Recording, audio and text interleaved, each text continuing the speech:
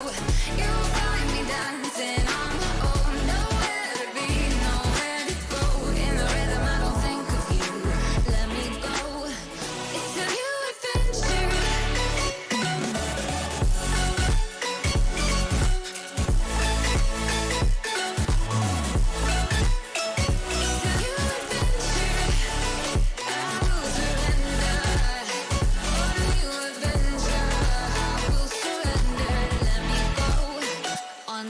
Adventure.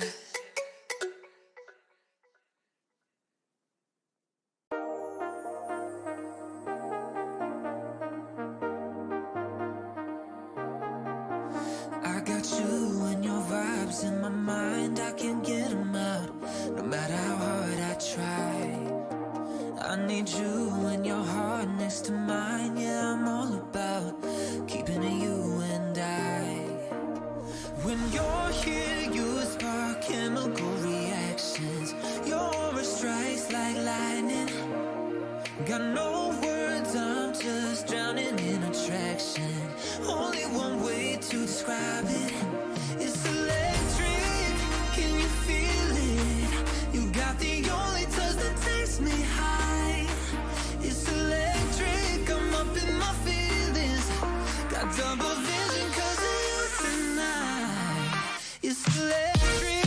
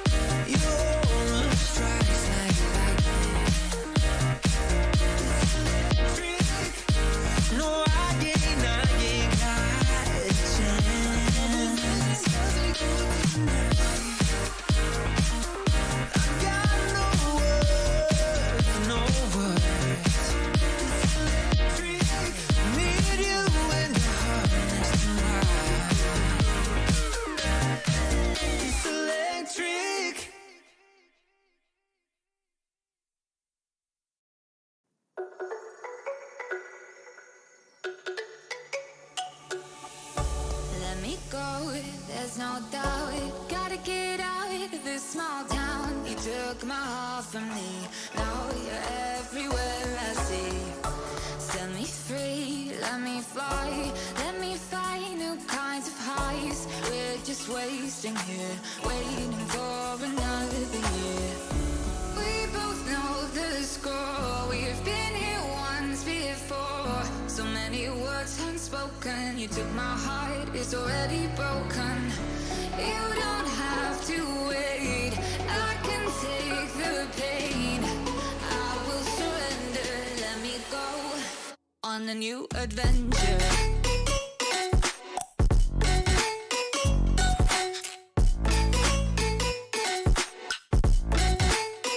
On a new adventure.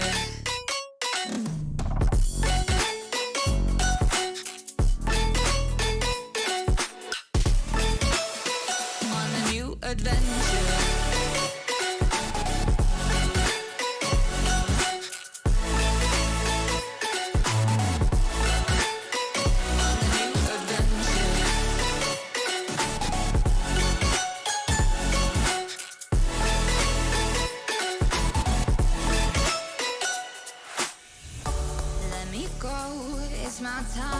Watch me build another life, find another space, explore the world and find my place. Hope you find some peace of mind, hope the night was worth your time. Threw my heart away, we won't see another day. We both know the score, we've been here once before. So many words unspoken, you took my heart, it's already broken. You don't have to wait, I can take the pain. I will surrender, let me go. It's a new adventure.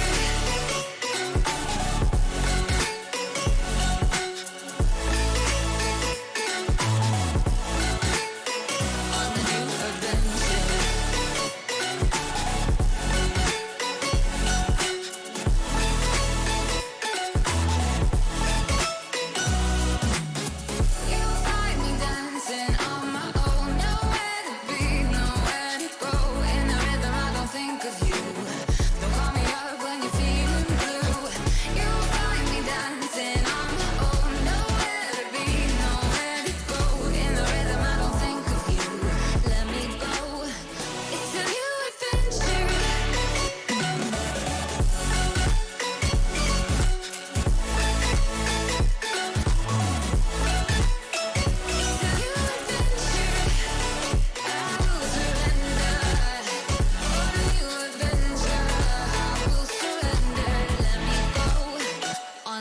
Adventure.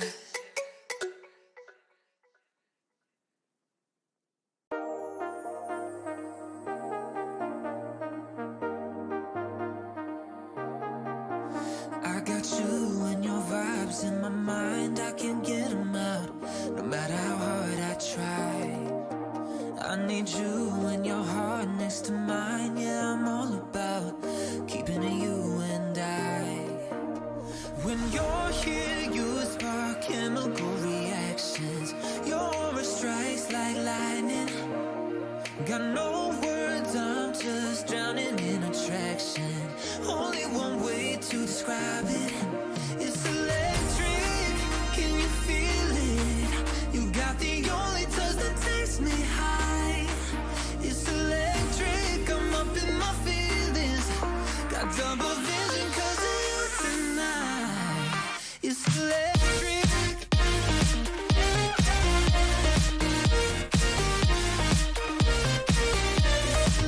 electric.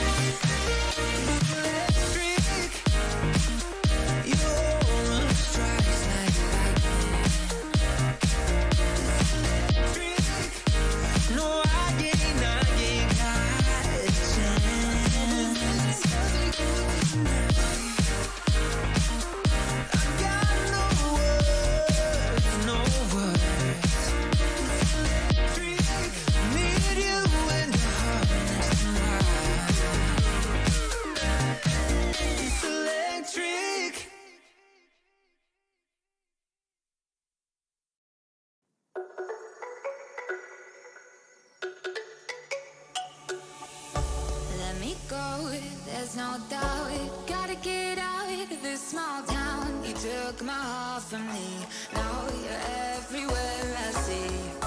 Set me free, let me fly, let me find new kinds of highs. We're just wasting here, waiting for another year. We both know the score, we've been here once before. So many words unspoken, you took my heart, it's already broken. You don't have to wait, I can take the pain. I will surrender, let me go on a new adventure.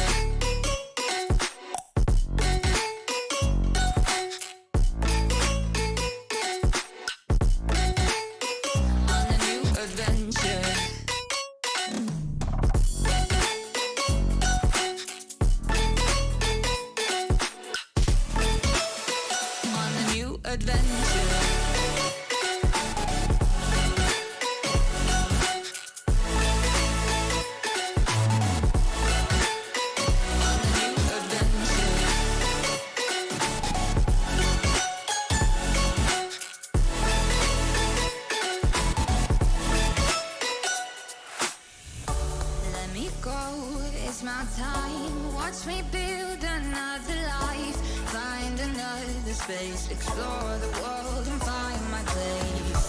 Hope you find some peace of mind. Hope the night was worth your time. Threw my heart away, we won't see another day. We both know the score, we've been here once before. So many words unspoken, you took my heart, it's already broken. You don't have to wait, I can take the pain.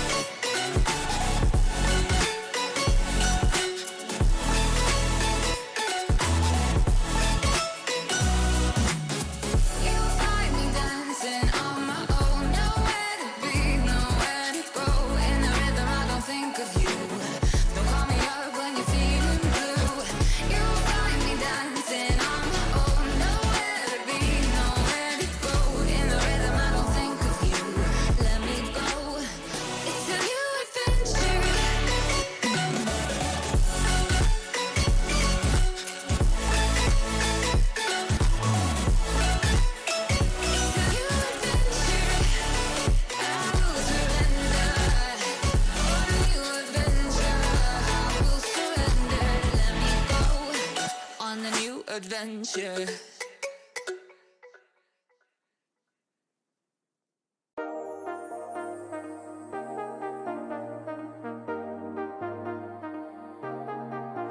I got you and your vibes in my mind, I can't get them out, no matter how hard I try. I need you and your heart next to mine, yeah, I'm all about keeping it you and I. When you're here, you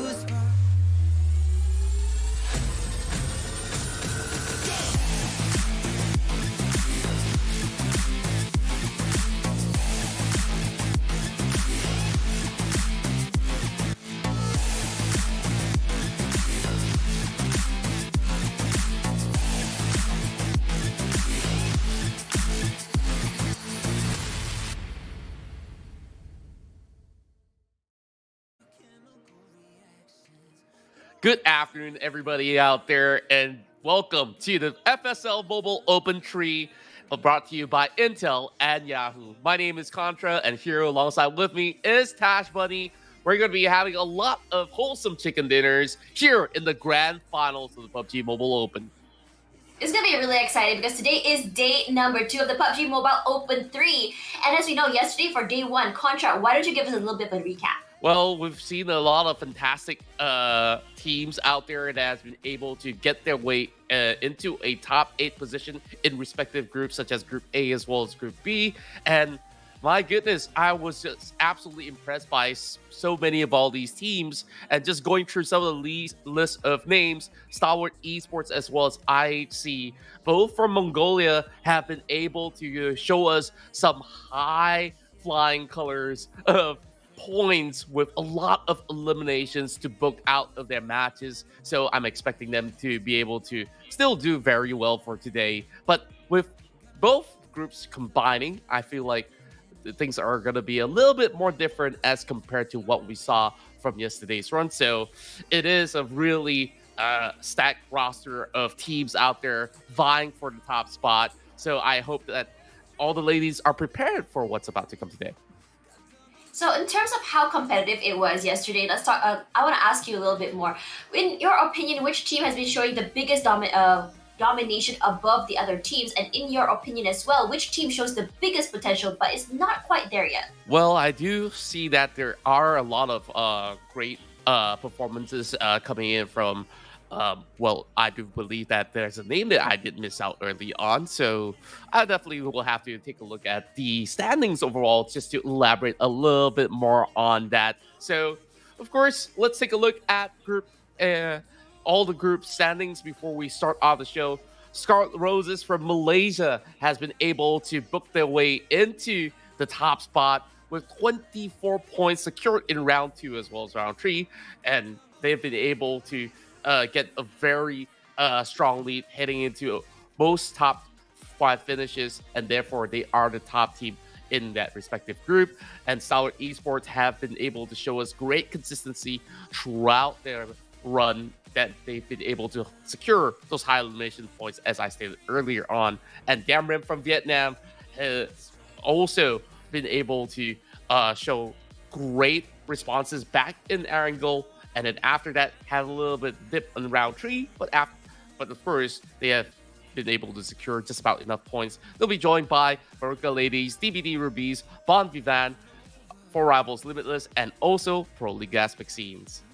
I think what's really interesting when you look at these points is that you can see the first 3, Scarlet Roses, Stalwart Esports, and Yamram, their point scores are just, I would say, quite similar, or at least very, very close together compared to the rest, number 4, 5, 6, 7, and 8, where the disparity in terms of points is maybe around like maybe 8 to 9 points. Now, if you can see here in terms of consistency, as you mentioned before for Scarlet Roses and Stalwart Esports, slow starts for both teams, but when it goes to round 2 and round 3, it's as though they had a click there in their mind in terms of what they need to do, how exactly the rotations happen. And sometimes teams do need that first round to kind of get a warm up or an idea of how exactly each match is going to go in toward the day. Now, when you look at in terms, let's have a look at Group B right now. When you look at ATG Asteria, IHC Goddesses, I would say that in Group B, the disparity between number 1 and number 2 is a lot bigger with ATG Asteria because of how I would say each round they are getting double-digit points. On round 1, 18, round 2, 33, round 3, 17.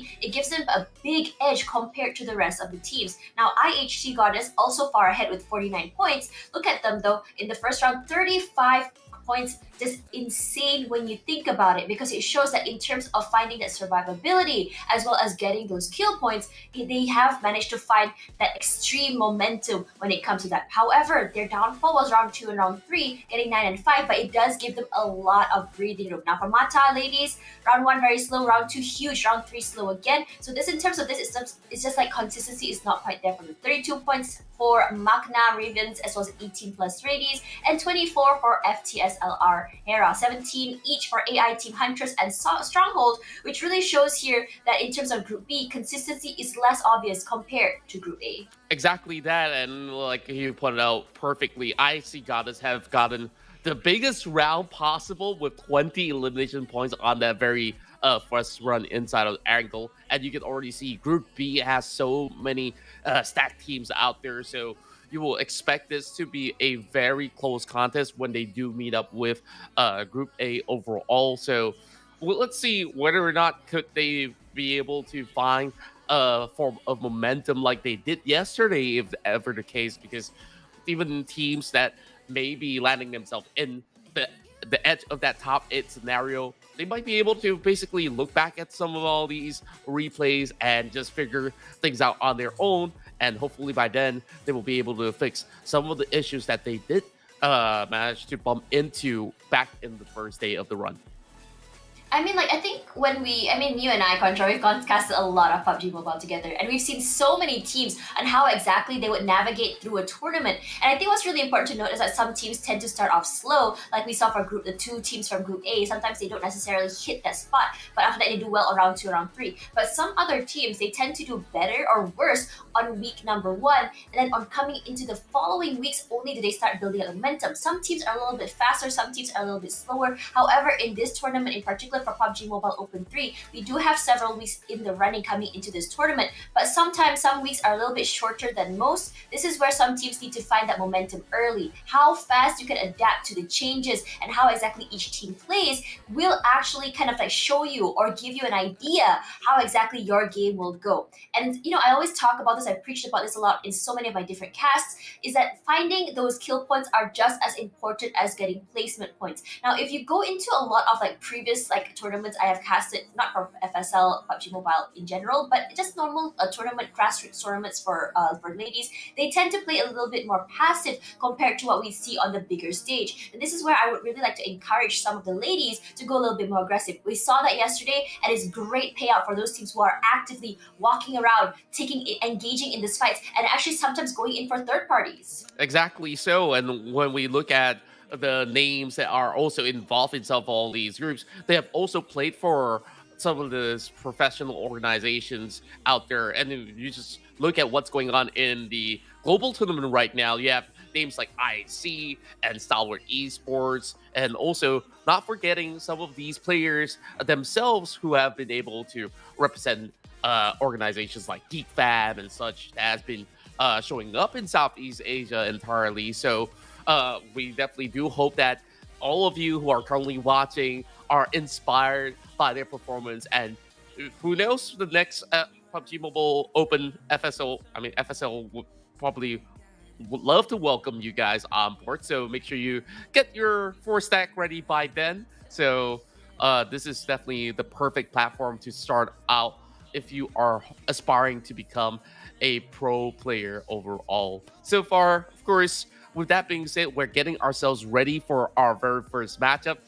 Well, I'm really excited for this for some reason, because when we take a look at all these groups as well as the stats, one of the teams that I was excited and looking forward to was a team from Vietnam overall, where they've been able to show us very strategic plays. And well, I'll definitely get back to the names, of course, just to fill you with more details. So with that, there's just so many different play styles. Like even from Indonesia, we do have Rem that has been able to show a lot of tenacity when it comes down to how they've been able to play out their very first game, and they just show up big time. This is almost securing a chicken dinner of their own. But if you were to look back at some of the bots, like there's a lot of crazy chicken dinners that was shocking, where you expected that one team to be able to close out with a win, and suddenly there's a player that's hiding with a DBS that will be able to run through and steal it all away. So plays like this can happen at any given moment. So that's the very reason why I'm stoked to see what's going to be going down for our finals.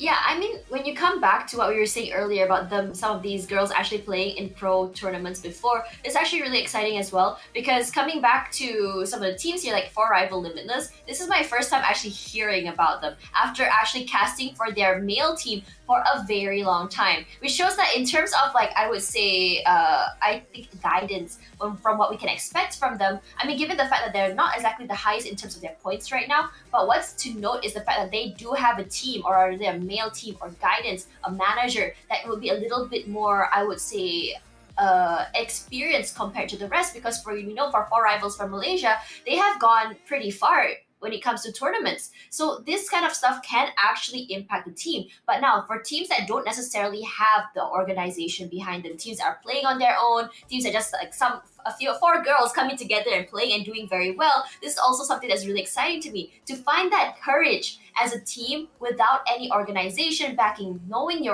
that you are good enough to be competing in this tournament and making it out here on your own is also something that is very, very to be proud of. regardless, as we go into the tournament later, at least the matches for today, I'm really curious to see how exactly each team has adjusted from yesterday. What did they learn? How exactly do they want to take these fights? How aggressive do they want to be? Some teams, they get a lot of payout, high risk, high reward plays, going in very, very early, taking those very, very early fights as soon as you go down into the drop spots.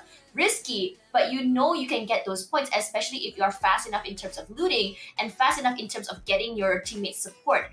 But on the other hand, some teams, they want to be a little bit passive early, which I don't blame them at all. Dropping a little bit further away, finding different drop spots, and preferring to loot over taking fights. Also very fun. And also another team, as I mentioned before, third party, also a strat. There are some teams who would just wait in the shadows, listen for the gunshots, and then come in. Some teams kind of wait for a fight to to kind of like wane down or die down before going in, not allowing them to get that reset. Also another way for them to get points. So this is where I say that it's very, very dangerous to only play for placement points. Yes, you do get those points for those chicken dinners. Yes, you get those points for those placements, but don't you want to go above and beyond by getting those extra credits? Well, I guess that there's a lot of different play style that is involved overall. So, like, there are instances where you can't exactly chase in for those elimination points because you could basically be in a very dangerous terrain. You could be basically pit against some of the teams that are absolutely in momentum. So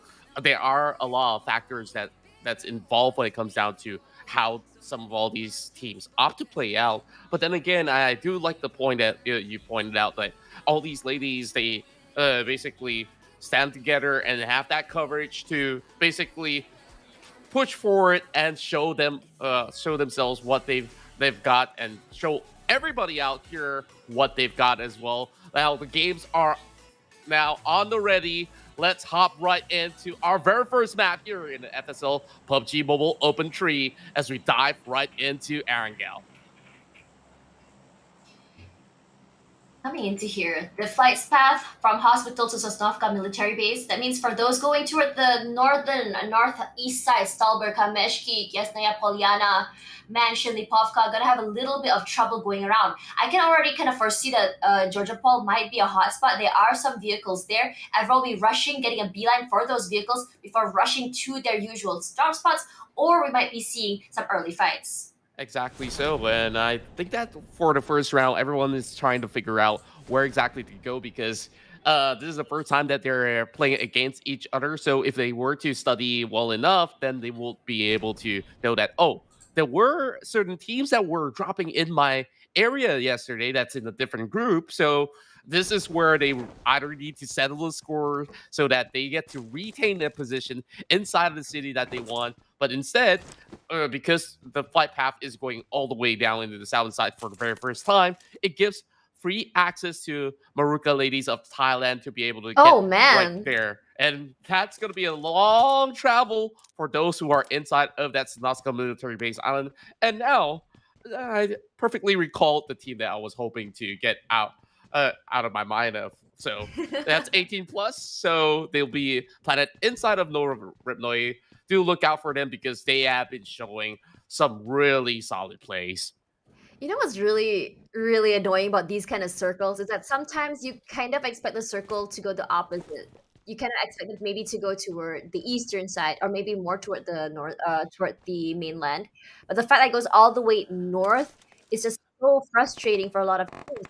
Now, I think for like for ETP, going toward Milta if they want to cross might be a little bit dangerous given the fact how I would say stacked that little area is. If they were to go toward the west side, toward Ferry Pier and all the way up, it may just give them a little bit more of a bigger opening. Yeah, I will absolutely agree with you. But then again, like you look at that flock of crowd in South Farm, this is not something that's usual because it's not a high loot area of play. But many of these teams are hoping to find more vehicle options over on the southern terrain close towards the coastal shores. So I'm getting a little bit worried for teams like For Rivals because they are kind of sandwiched in between as well, where there's Mata on the Milta side and also another team just right on the northern plains where they're going to be absolutely gated from getting that free access into the first circle itself.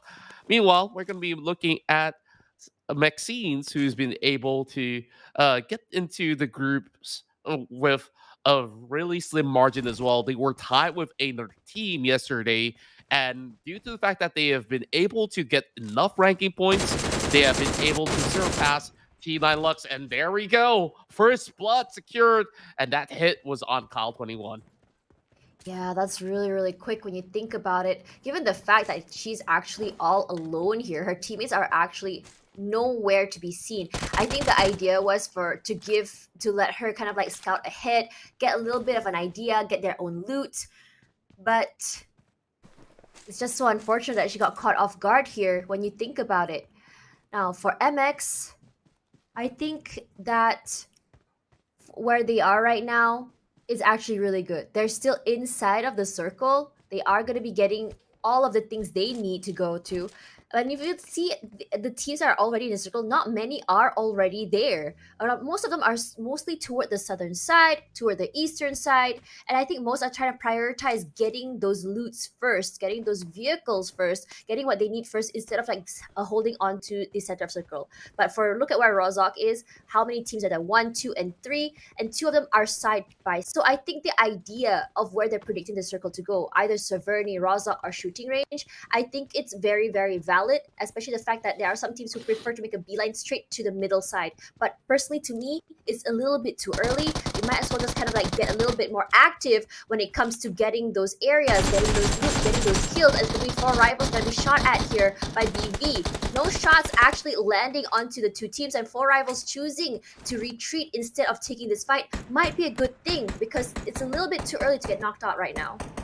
Yeah, and they're definitely thankful that they have enough vehicle options to book out that trade. Well, this is the very first time that I'm seeing anybody on that bike for today, so Chibi just got to make do Save with the what she has. environment, Qontra. Exactly, and I just love to see it where I guess like there is also a little bit of advantages when it comes down to using a bike where you are a little bit more stealthy when it comes down to Yes. cutting across some of these areas because some of them won't be able to suspect you moving out alone like this. So this is something of a sight that we don't always see. But then again, like for rivals, of course, it's great that they've managed to get past all these teams through that farm section where we saw there was like what 3 teams around that vicinity earlier on. So yeah, good on them. But Bon Vivant is not a team that they should be messing up with.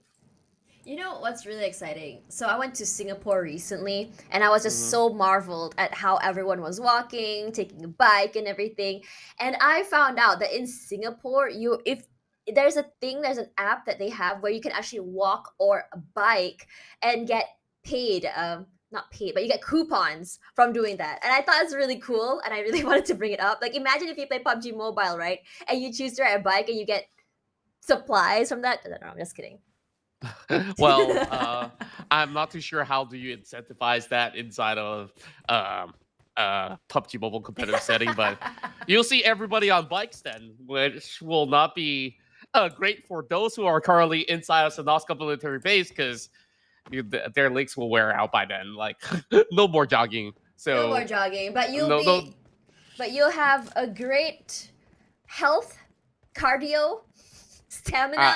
I guess, but it's all virtual, so I guess like that's the least of their concern for now. But let's take a look at FTSLR Hera, previously known as Waisu Hera, Orange Hera, a bunch of other names as well. This team has been known to basically represent Malaysia for multiple occasions. So now the only mainstay for the team has been Anis, that's also played for Gifan, of course. So let's see will they be able to get 84 points against 4 rivals. I feel like for 4 rivals, they've been kind of like running into so many different teams during their rotations. It's not like people are stalking them, it's just a little bit of an unlucky situation here, all the way up in the open. She does get clipped here. I read immediately gonna send her straight to the lobby. I would say that this beginning, with only 2 players out of the game so far as we head into minute number 8, it's a little bit more, I would say, teams trying to just play a little bit more sneaky, teams trying to play a little bit more stealthy, and the other members of FTSLR just quickly moving into the area. And I think this is smart. Get one knock, immediately rush through.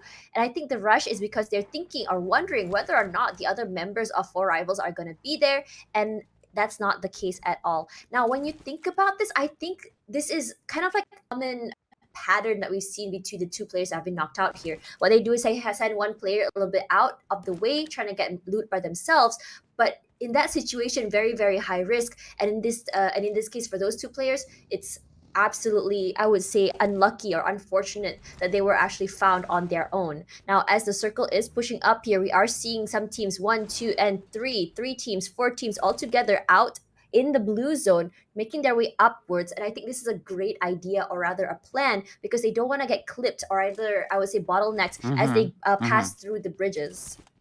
Yeah, and overall, it's still very early in the phases of the play zone, so therefore, no teams are willing to commit into any form of fight because now you're in the grand finals. They always have to remember this, that there's not going to be many chances if they were to get themselves into an engagement that is not going to be favorable for them, and therefore, nobody is willing to commit into those fights. But we're looking at a flock of crowd moving in from the northern section where you have ATG as well as Proligas vaccines who are currently cutting into that Rosa section, and things are going to be a little bit more heated up later on as we're expecting a lot more fights to take place from there. Meanwhile, we are looking at Maruka ladies as well as IHC ladies to be moving a little bit slowly coming in from the outskirts, so it will take them some time, but at the very least for IFC Goddess,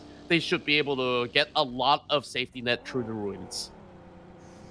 As we go forward here, I'm really liking the fact that most of these teams are going straight for the middle. Look at how packed and dense the middle side of the circle already is. I was sort of expecting, or rather kind of like thinking that some of these players would be playing at the side of the circle because there's a little bit of an advantage when it comes to that. But let's put aside to that because SH in trouble. Ash getting clipped from one team over toward the west side there, getting away by the skin of her teeth, honestly. We'll be able to just go prone and just heal up real quick. And I think this terrain will give her enough coverage for her to kind of get that reset. Yeah, I would say she's a little bit unlucky because one of the bullet did clip onto the helmet and she's already lost her they're pushing out. Are they looking level for 1 her? helmet overall. Oh, no. Now, I'm not going to be seeing all too much of a heavy form of push coming in from this side of Team Huntress overall, where they're just going to be repositioning, getting a little bit more of that vantage point over the top end of the hills that they've planted at, because they've already spotted only one member of Stronghold, and therefore there's no point to basically get themselves into a really difficult scenario, because take a look around, there's still many of all these teams as well, where the further they go, they will be locking horns with ATG as well. Shots here coming in. They do know where exactly the members of Four Rivals are, but no shot's gonna be hit. It's just more of like a, hey, I'm over here, sending some shots over that you don't necessarily have to reply back. Love taps, rather. I think for ETP, they do want to try and at least get one knock or one kill from this, but Four Rivals are not moving. They're going to be holding on to that compound for as long as they can. None of them are actually peeking here, not allowing them to get even shot close to the head at all. We do see some fire, some bullets shot back toward ETP, but it's more of like just shooting at the wall, shooting at the rock here, as nothing is actually connecting. Yeah, there's basically no angles for Four Rivals to be able to work with. Therefore, 18 Plus is hoping to punish them through the small little windows of opportunity, literally. So literally! This is not going to be working out too well for the side of Four Rivals, but the only thing that they can basically do is to turtle in while the circle move further into the forest, and therefore ETP is hoping to send one player to book it. So 18 Plus definitely in a really good spot right now. But then again, this is going to be a really huge choke point to cut every one of these teams. But Knee is only a singular unit here. There's no other ETP members to be able to give any form of assistance to secure those points. All these shots sent out, but no one knocked out quite yet. Look at how it's just raining bullets there toward ETP. And they are really loving this terrain. Now, the circle will be going a little bit more toward the left. It's not going to be a singular straight toward middle side, which means that I think in terms of the rotations for a lot of these teams, they don't have to worry too much. The only teams that are outside is for Rivals and ETP. They're going to have to fight each other if they want to move inside the circle. Regardless of that, toward Rozok, toward School, look at how many teams are there. One player already knocked and already sent out to the lobby. It's going to be Mata out of the way. As for Rina, she's just holding on to this area. If say that the team below her from FTSL SLR decide to come upwards, try and get this area from her, she is going to try and get those headshots straight to the face. She does hear the footsteps coming upstairs. She hears those shots. She's being very, very safe, throwing some smokes just to give herself a little bit of coverage, not allowing herself to be at least a shot from far away on top. She's going to be closing the door onto the enemy. This is arrived, but that's in the form of another team coming in with her party as well. Rina is she's a master of close quarter combat, and therefore this does not look all too good for the side of FTSLR era, where 2 members are already being knocked down, and this is just getting worse and worse coming from the team that's hoping to find an engagement, but these pushes are not coming into great effect as they've already lost Barry. Yeah, Mufar as well, now out of the way. Mata didn't manage to get lobby just now. Regardless, we can see so many teams actually going a little bit more aggressive. We looked at the map just now. Now for MRK, Piano in trouble, taking a little bit of damage on the bottom side, but no one really committing to the pushes just yet.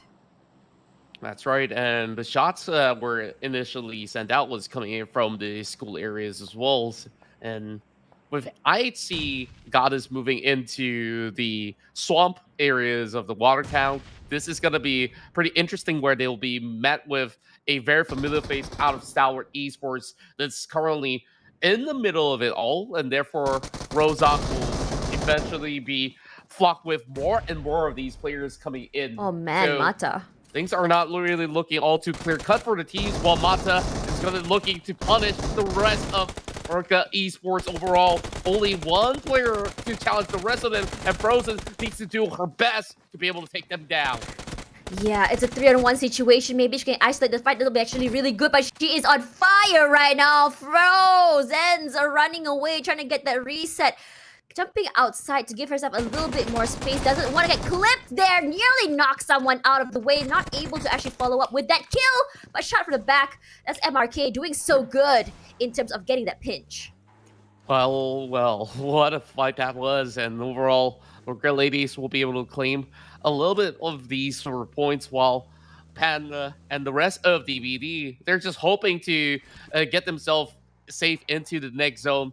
Well, just a little bit of casualty with Ara hopping out of the vehicle, but at the very least, School Reason is going to be absolutely safe for them until they cut across that bridge. So this is going to be a really tight area of play, where we see ISC Goddess have formed that perfect rotation out of that ruined section, and now here comes a challenge from ISC against 4 Rivals. They got Timmy, and they will basically seal the deal against 4 Rivals. Oh man, for 4 Rivals, it's been very unfortunate for them. They tried their best to hold on to their area, take the longer rotation, but coming into the circle has been a big issue for them. Regardless, for MQN, they've been really good at gatekeeping this area, not allowing anyone to come inside. Using this terrain has been really, really fruitful for them. Regardless, we hear so many different shots coming in from so many different angles. They are getting shot at from 3 different areas, and right outside is a whole other team. Chi shooting out. No shots actually hitting. Needs to move forward. Needs to get Nady out of the way. Needs to pick her up, because strength is always definitely in numbers. But the push up from ATG, not happening. They're just going to choose to go straight into the circle. Stever is just looking for a better position as well. There's no time to basically get blockaded by this compound where other teams will definitely suspect there's going to be a team inside.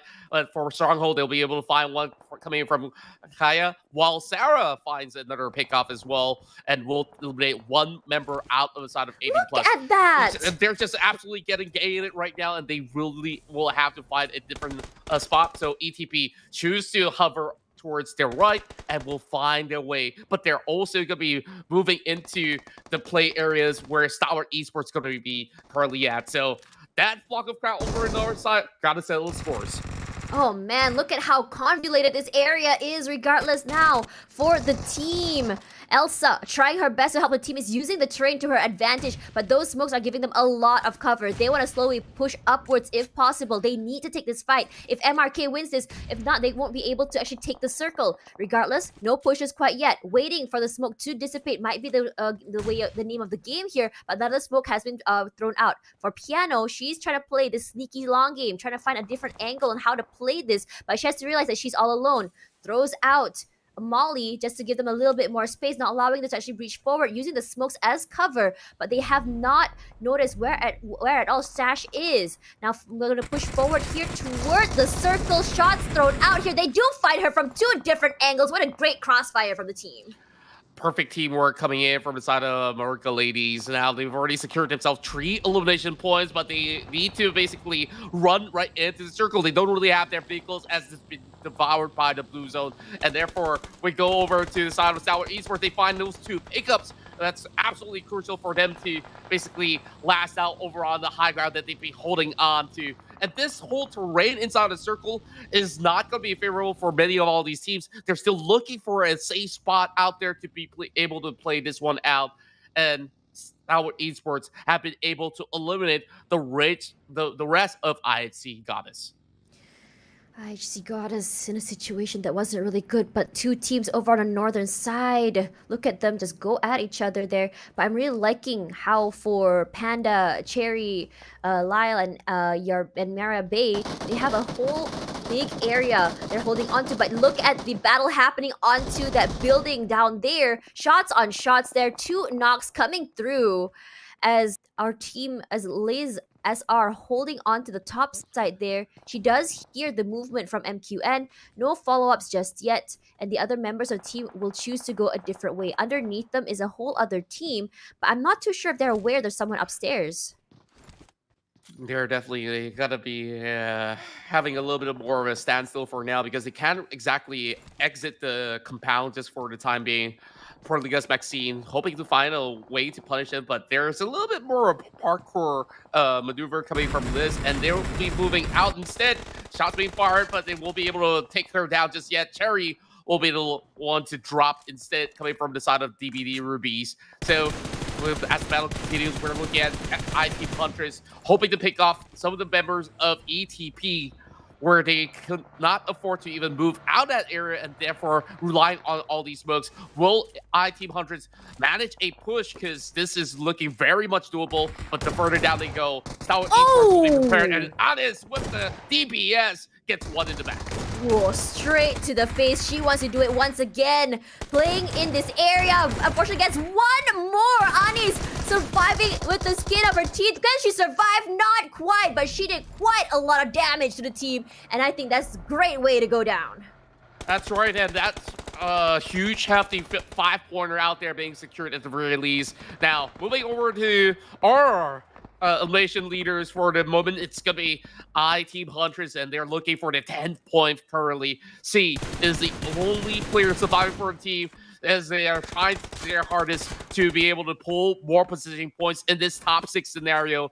Just holding body edges here, and they are absolutely getting gated off from entering that circle. I-Team Huntress has absolutely dominated that whole area of play, so I'm wondering how does Stalwart Esports eventually propel forward against she's pushing up!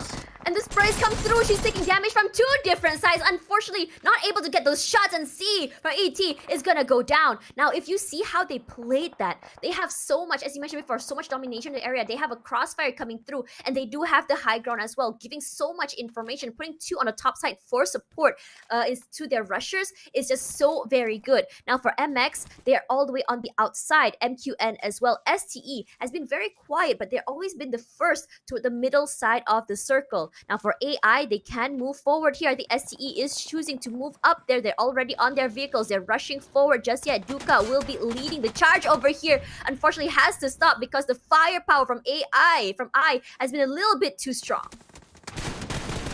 Sour Esports coming with a flank, they will be able to do some good damage against Myra, and that's where Rouge gets a free pass, but Duka will take it out, even though with the smoke being popped up, but there's so little angles for her to hide behind the tree. But look at how fast their recovery and response is coming from the rest of Sour Esports, but they're all being pinned sort of off from multiple angles as well, where teams are just looking to pick them off. Wisdom did get the takedown onto Sarah instead, and that will be at least one flank angle to be covered instead. Well, with this sort of widespread coming in from the side of I-Team Huntress, it hasn't really benefited them, and therefore only Bunny is left to tell the tale and she be the difference maker, and she's the one to take those shots against Rouge, and Duke eventually will just be hiding inside of the smoke. The only thing she could do is to get that recovery done so that they could basically have the firepower to fight back. But look at the other team members. They are all very aware about this fight happening in this area. So for Bunny, this is a good terrain for her to play with, but a little bit open. The only cover she has is that rock. Now for the other members, she's gonna be coming through! Duka goes down again, just got picked up. Rouge on the other side, so very low as well as the other members of Stalwart Esports. They're fine. So at least I have two more members still very much alive and kicking. But you can see there, Loppy all right down to Nino, and that's really, really good. There is another fight happening on the other side, but I think no one is just pressuring each other just yet. Just taking those long-range fights as the circle goes to the front. That is where we start seeing everyone starts pushing forward, and Duka goes down to Bunny eventually. And Makna Ravens have finally found their opening pick. Nino does get the pick down though. Now gets the angle against Rouge, and she'll be the one to try to basically steal the points away from I-Team Huntress. So this is not looking all too good for the side of I-Team Huntress, now being hit all alone against the stacked roster of Makna Ravens. And she finds the angle once more. Nino could basically claim all the points here against both Stalwart as well as I-Team Huntress, but the flanks are coming in. Lil Yuka is hoping to connect the shots against Nino. Lil Yuka, her sights set on Nino. I think this is really good for her because she does not want to allow her to get into the circle. Wisdom is pushing forward toward Rouge. Gonna be pushing her up. I don't think anyone is gonna be bothering her with that. It's not gonna be an issue, at least, to get her picked up. They do have the high ground as well. Allows them a lot of, I would say, advantage in terms of their information, in terms of the terrain as well. But for Lil Yuka, because she is over on this side, with Rouge coming back up, they're gonna go back to 3, no problem at all. But remember, this is the final 3 teams, and no one is already committal side as just yet, because you can see there the middle area is just so very, very open, and Nino takes a lot of damage. Lil Yuka, despite her moving, her game sense, her eyes has always been on Nino. Then again, when we look at Stalwart Esports, they already received every form of information that's vital for them to close out this matchup, where Nino is just currently stuck by the corner of this tree, and the only way that she could basically run in is through those smokes where Stalwart Esports have prepared those grenades. But look at Cheeto sneakily moving in for a flank angle, but we scout out as well. Lil Yuka dropping low, but not enough to be taken out by Chi just yet. Man, Nino has been a player. She gets so much damage, right? She's getting shot at from so many different angles, but she's the kind of player that just like, okay, I just gotta move a little bit to the left, a little bit to the right, but spread through from Rouge as well as her teammate. It's a firing range here as both of them drop down to the ground.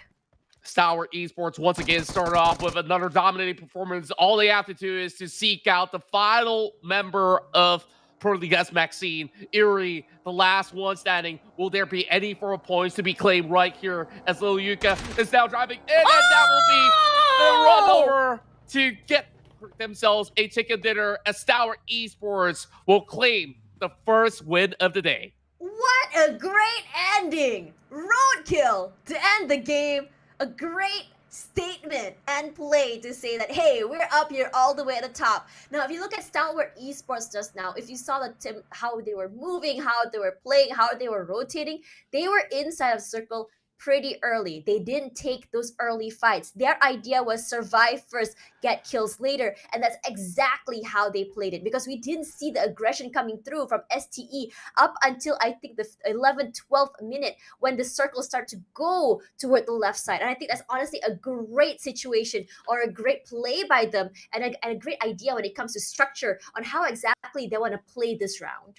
Exactly, and just look at the team effort. Every single player has been able to score an elimination point of their own at the very least. So when you add those numbers all together, you're getting a hefty sum overall. It's like they're rewarding themselves with a double chicken dinner, in a sense. But then again, we look at other teams as well, where iTeam Hunters has been able to also walk away with.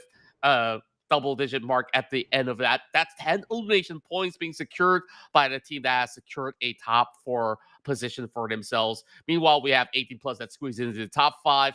IHC got us here. Though, despite them having only 3 elimination points, they've been able to work hard for their placement. But as for Scarlet Roses, I think like they've been stuck into this compound where they could not afford to even leave. But there was almost a clutch that we saw coming out of the team.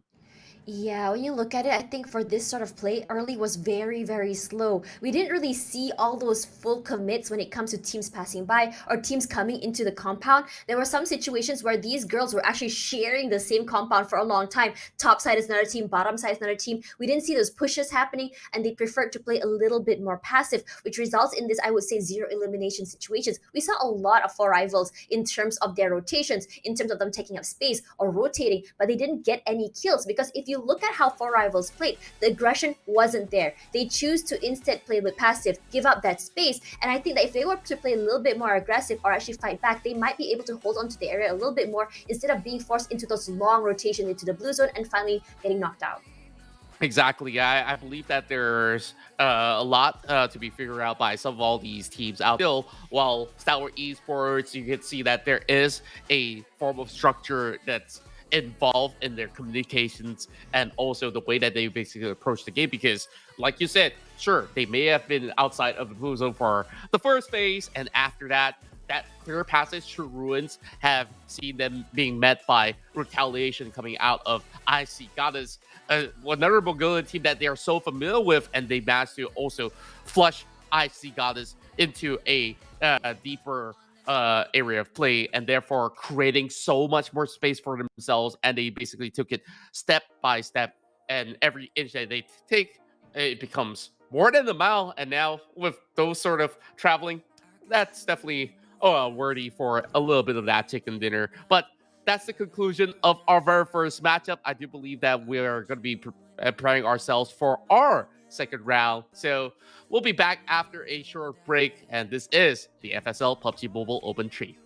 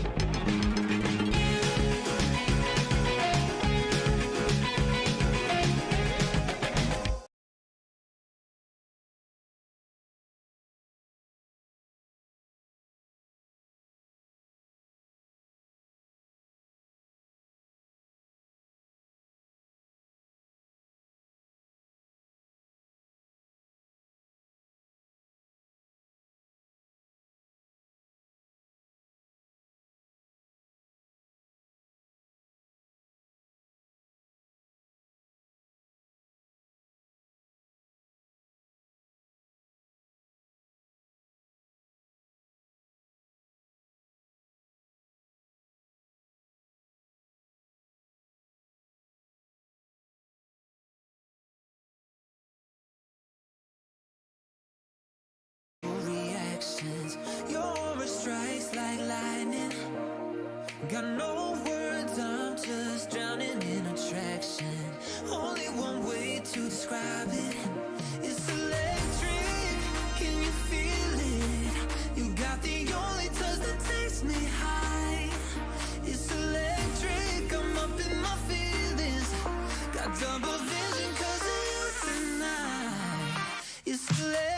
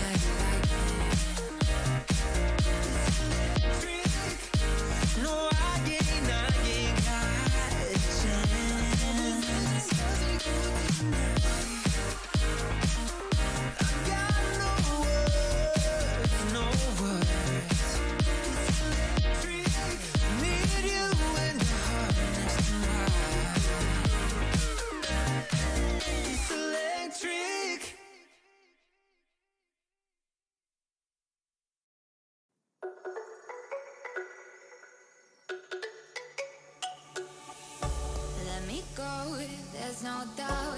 Gotta get out of this small town. You took my heart from me, now you're everywhere I see.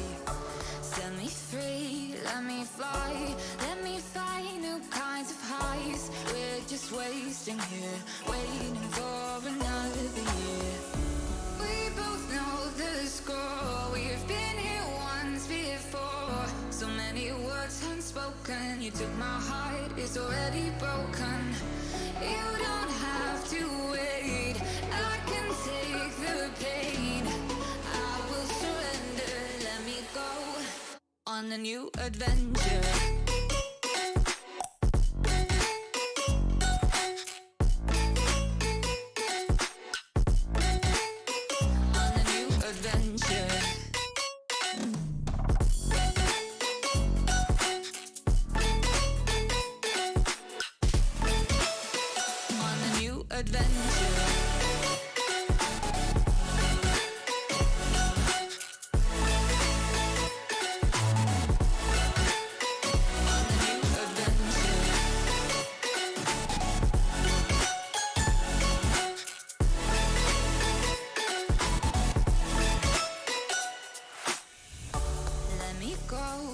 My time, watch me build another life, find another space, explore the world and find my place.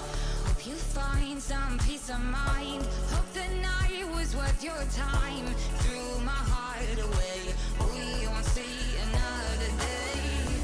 We both know the score, we've been here once before. So many words unspoken, you took my heart, it's already broken. You don't have to wait, I can take the pain. I will surrender, let me go. It's a new adventure.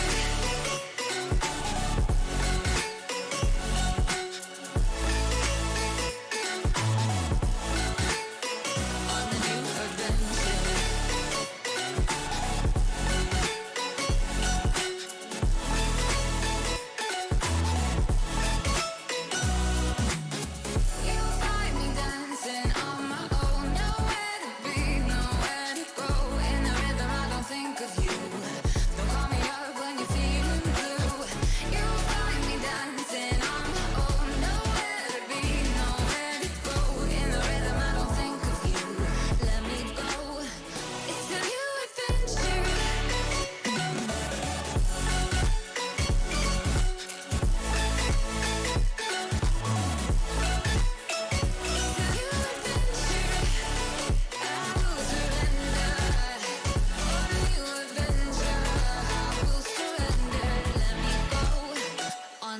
Adventure.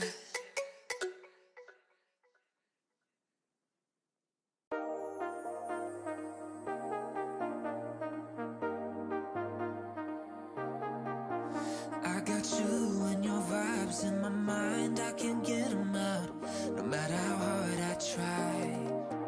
I need you and your heart next to mine, yeah, I'm all about keeping it you and I. When you're here, you spark chemical reactions. Your aura strikes like lightning.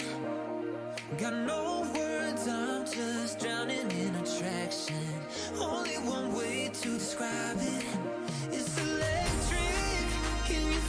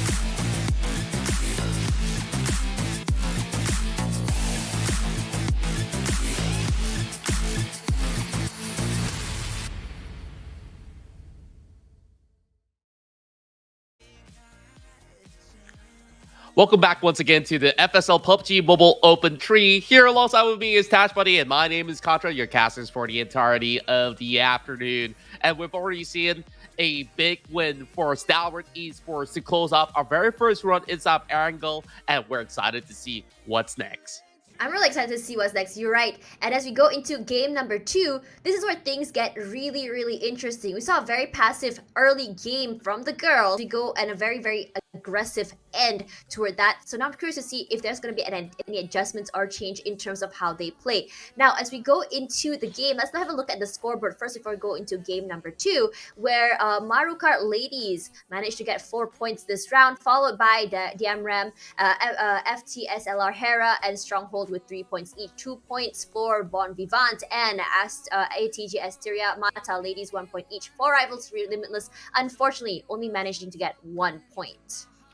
That's right, and overall, it's also pretty difficult for them when it comes down to the rotations. But when we look at the ones that are currently sitting on top of the table, from what we saw early on, Stalwart Esports, who have won the game with some massive points of elimination, will stack it up to 27 to be up ahead against the rest of its squads, while iTeam Hunters will be on second place with 18 points. On third, we see a tie between Magna Revids as well as Proligals McSeeds overall with 15. So 18 plus ladies, after holding on to a very open space, they were fighting up against Stalwart Esports. They only walk away with 8 points, and Icy Goddess and Scarlet Rose will walk away with 7 apiece, and DBD Rubies will be securing themselves at that 8th spot with 4 points.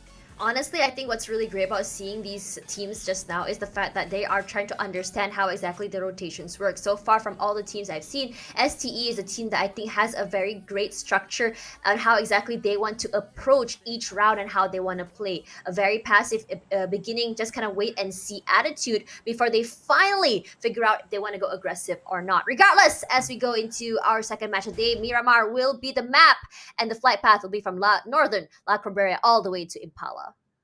That's right, as we kick things off here with Magna Ravens, moving very deep into the corners of ruins, heading into the furthest point of the map, while we also do have DBD Rubies to be doing exactly the same as they are diving into Tirabanca as well as Capital Militar. So these two teams are could be looking at a much safer approach. However, for the teams that are on the Southern Plains, I think that's going to be a little bit of a loot contest. I wouldn't say a direct contest because it's Miramar after all. A lot of teams will require some heavy looting, and also it's going to be important for them to secure themselves a couple of vehicles. But just looking at ETP being smacked right in the middle of Picado, La Bendita, I'm not too certain if they are going to be able to basically get sufficient items just to fend off against those that are currently surrounding them. While inside of Los Leones, I think there's about close to 3 teams that's going to be inside the city. So things are going to look a little bit more hectic than usual in the biggest city of Miramar. You know what's really interesting? The fact that for Team BV, all the way at Puerto Paraiso, means that they don't have to worry too much about other teams coming in from the back. They only have to worry about their northern as well as western side. Now, for MRK, just now, immediately shot in the face.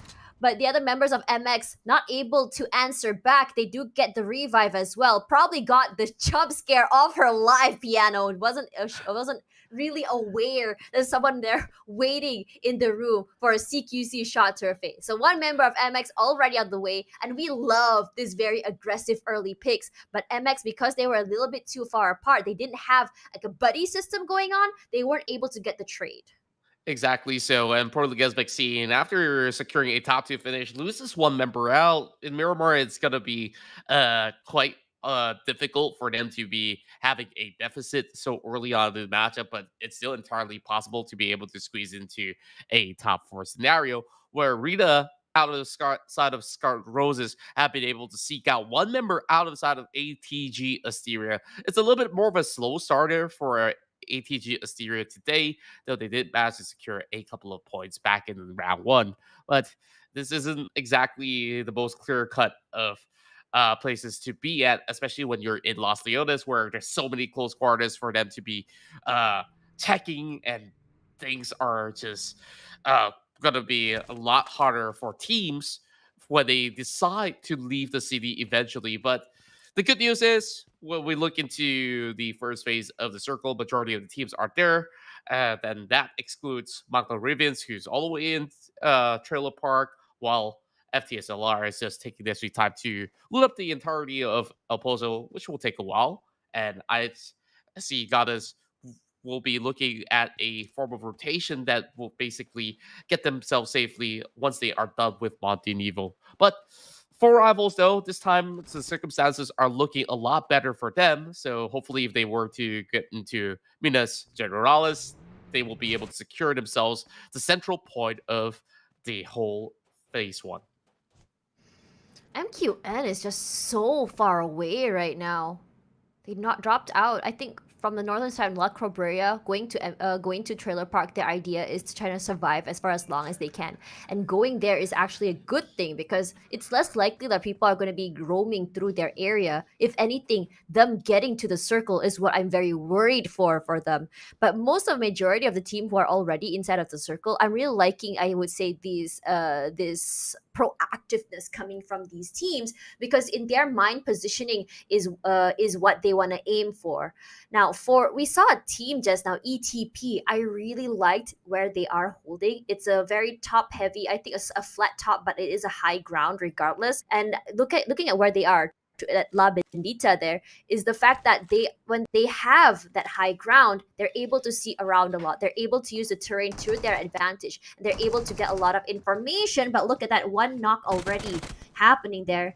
MRK pretty quick when it comes to this, and MX is on the receiving end as Loppy gets knocked down, trying to move away from the area, feeding the information for her teammates, but Loppy not going to be able to survive any minute longer. Zeska coming in from the other side, wants to get a trade in return, as Michi as well, taking a little bit of damage. But I think in this situation for MX, it might be a little bit scary for them, given the fact that Zeska is the final player still very much alive, and the team not killing Michi just yet is probably kind of trying to use her as bait. Now, because they know that she's not coming, immediately out of the way, and Zeska, the last lone survivor of her team, moving out of the way. And I think for MX, it's just really unfortunate for them because they are getting caught out so many times in terms of their rotation. This is the second time they've been picked off. But then again, when you look at Pro Ligas Maxine, they did manage to secure a top 2 finish on the previous round. And I guess like when it comes down to that approach where they already lost one member and they still really want to pick up the fight, it's not entirely necessary. When we saw a great valiant attempt out of that drop shot that one of the members had pulled out. But like you've said early on when we first started off with this 2 teams dropping into the city, they are just too scattered and there's just no advantages that they can basically find out of that situation. They should have actually moved out much earlier on into the northern part of the factory that's planted in Impala. Therefore, now Pro Ligas Maxine have to play with only a unit left, so that's definitely disadvantage for the entire squad to basically pull pointers back. The only thing that they can do is just to sneak into the next few circles in hopes that she will not be caught out. So with that being said, ATP will eventually be meeting up with some of all the players from Stronghold that are rotating very closely, and ETP, they're basically getting themselves ready to convoy, as well as many of these teams are hoping to get themselves up ahead to get to Minas Generalis, which they will predict it to be one of the final few battles. Man, we are seeing movement from MQN coming into the circle. Gonna stop by at Crater Fields, but look at how convoluted the western side is. We have the teams coming in 1, 2, 3, 4 teams on the west side, and the ones on the east are just chilling over there. They don't have to worry too much. For STE being in San Martin, especially if they have that entire terrain actually in their favor, could be a good thing as they want to become the gatekeepers. They want to hold on to that area. But if they want to go toward the right side, it's just so many people coming in toward Los Leones. And we've seen fights in Los Leones before because it's such a big area with so many with so many buildings. You can actually expect 2 to 3 teams being able to hold on to the area. So for Team for the teams over there, I think it's smart that they're holding on to different compounds. It allows them to, number one, have crossfires. Two, does not allow people to sneak around them. And three, gives them a little bit more of an bird's eye view on the whole city altogether. True enough, and you can see that ATG are taking a more passive approach as well as compared to what they are used to, where ATG have lost one member much earlier inside of the city, and therefore they can take their sweet time. And the good news is that the next phase is actually not too far away. Just a little bit of a drive onto the hillside further down to the southeast will give them a lot more assurance that they'll be able to survive, as there's no teams that are currently planted into that vicinity. While it's still taking a while for the side of iTeam Hunters, one of the top performers of the past map, to get to where they need to be, as they've just left out a little bit more of a room for themselves over onto the western terrains instead. For Rivals, still scouting out ahead, spots out one member moving out and about, coming from Damrim. So far, Damrim hasn't been able to show up in the past round. We're hoping to see this team catch a lot more points this time. Yeah, DMREM, team that I have been very, very interested in, but hold that thought, because Faki is the one putting in the shots to Moder. She barely gets knocked down there. Her teammate is on the other side, ready to actually get that cross if they want to. But look at the big area, or how separated the other members of Four Rivals are. Yes, they can get a crossfire there, but if they wanted to pick up each other, it's going to be a very big issue, given the fact that they're on the lower side of the terrain. Her vehicle on fire already, so she's not going to be able to get that mobility from her car. So her team is going to have to be able to pick up if she wants to reposition. Regardless, for the other members of Four Rivals, they're not going to be showing where they are just yet. Playing it very, very smart. Have to play very sneaky. And if they want to, if they do manage to get a pickoff, I can already sort of foresee that they would rather just reposition and just rush through. But I think what they want here is to hold on to this area near Junkyard. They don't want to give up that terrain, because if you think about it, even though it's the lower area, it does give them all the cover they need. But then again, they are getting wrapped around by the rest of Damrim as well if they were to stay longer. But like you said, they just have to turtle in. They could not afford to basically peek out. Junkyard isn't exactly a city per se, where you just have scrap loots overall. And look at that, there's another team that's also lurking right behind some of the members of Four Rivals currently, and that is going to be DBD Rubies, who have just arrived to the scene. Somehow, for some reason, these two Malaysian teams keep bumping next to each other. But then again, like, not that for DBD has known that Four Rivals is around.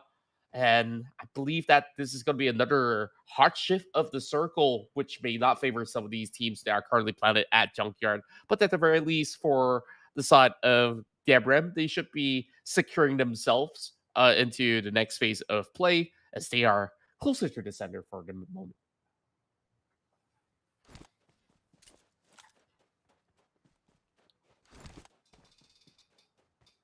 Mata is still finding a little bit more of a field of view across the Los Leones region. We'll be looking out to secure a little bit more vantage point and spot out the rest of iTeam Hunters as they connect a few shots over onto the vehicle. Not significant damages being done just yet against iTeam Hunters, but they are currently scattered with another team, Scarlet Roses, hiding behind the factories instead. So things are not looking all too good for some of all these ladies out there. We're just talking about how I earlier had a pretty good run.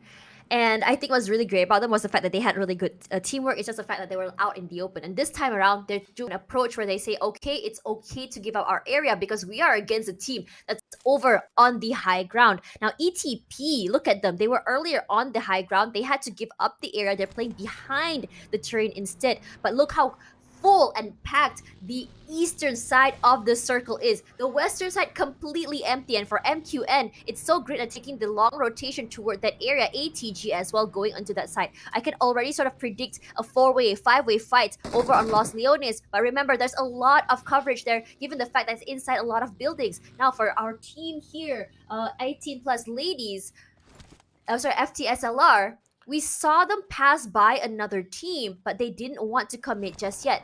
Anise has all the idea or information that she needs. She did spot out the members of STE, but for STE and and their team as well, no shots changed out just yet because they don't want to draw attention to themselves a little bit early. Irene's car is on fire. She has to be careful. The car might just explode, and she is just praying that that's not gonna be happening as they move over to the other side of the area.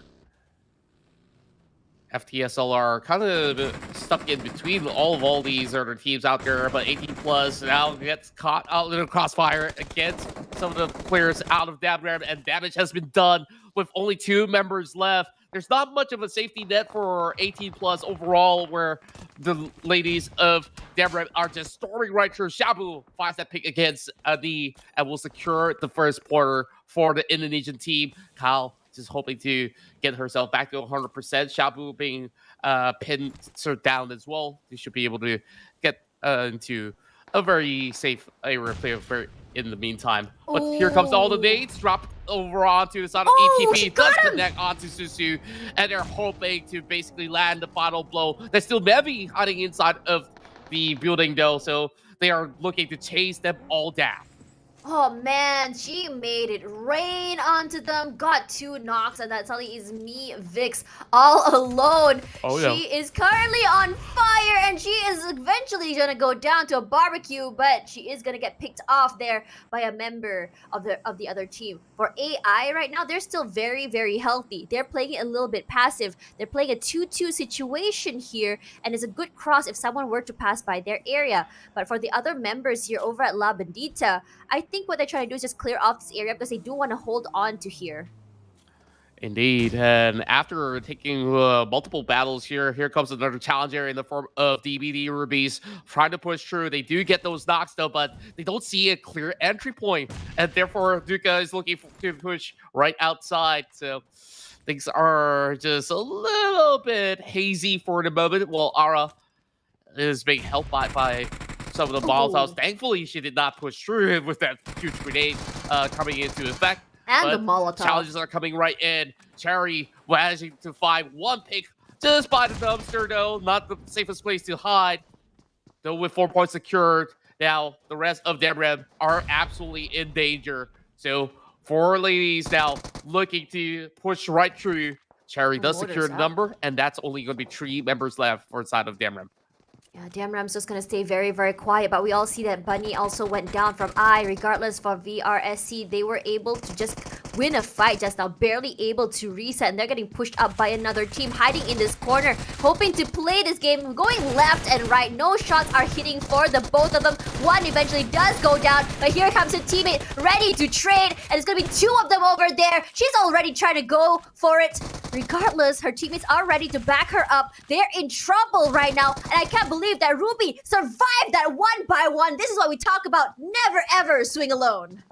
Now here comes the final hustle, and it will be Ruby falling off as she tries to heal herself.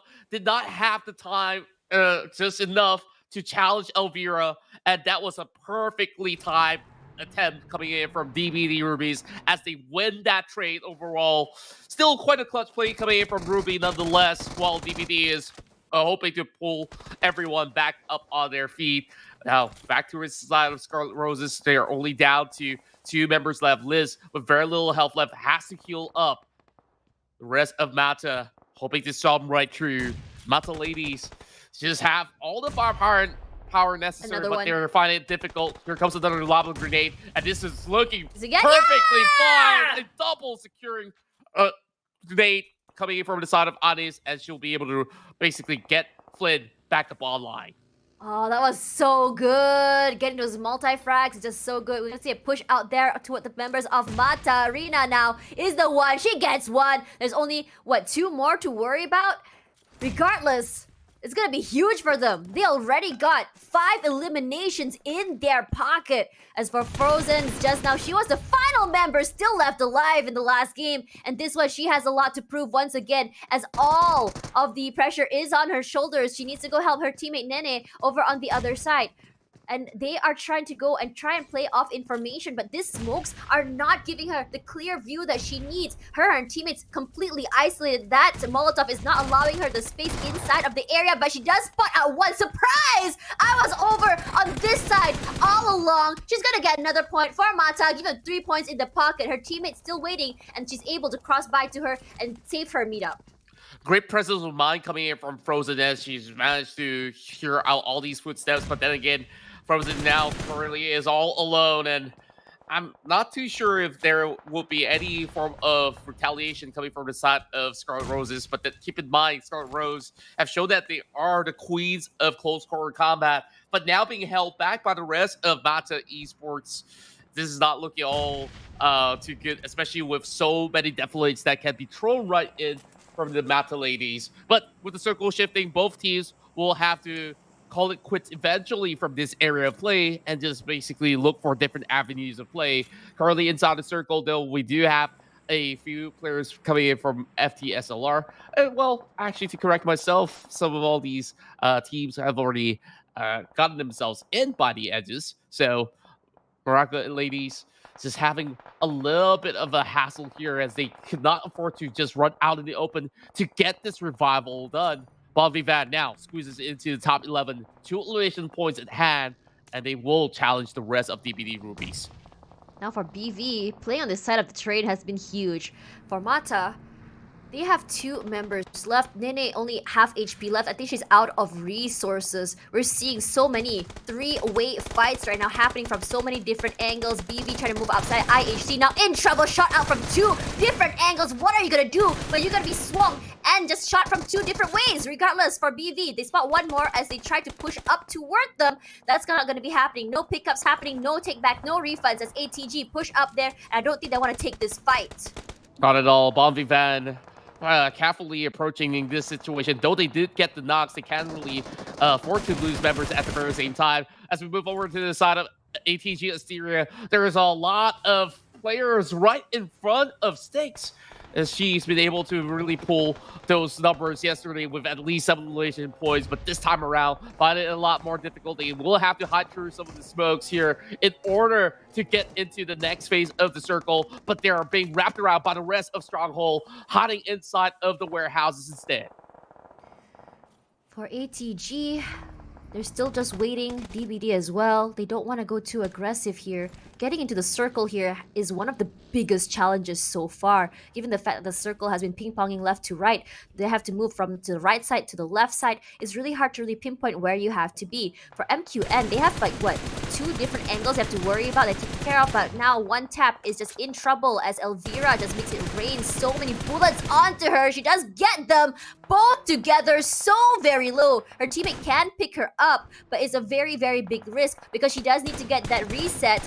Immediately, Nasty does go down, and then now one tap all on her own on the other side. Now for a member of IHC, all alone on top side, I'm not too sure how exactly she wants to play this, but for DBD, this aggression coming through is making me so very, very curious. As for IHC, Enna manages to get a kill with that nade. Speaking of IHC, they got themselves the center port of the next phase of the circle, but they are also having a little bit more of a commotion coming their way with Mockmail Ribbons dashing into the circle, but forced to make a U-turn back towards the hands of FTSLR. Stronghold trying to flush out some of all these players out of FTSLR. Peanut's going to be taken out of the game, while DBD Rubies having Panda Aura to take some of these other players down. 9 more teams remain, but it's such a tight cluster heading into the final circle here with 9 more teams still remaining. Pricks up bringing out the UMP, but it's not going to be able to cover long-range fires as the rest of the squads of FTSLR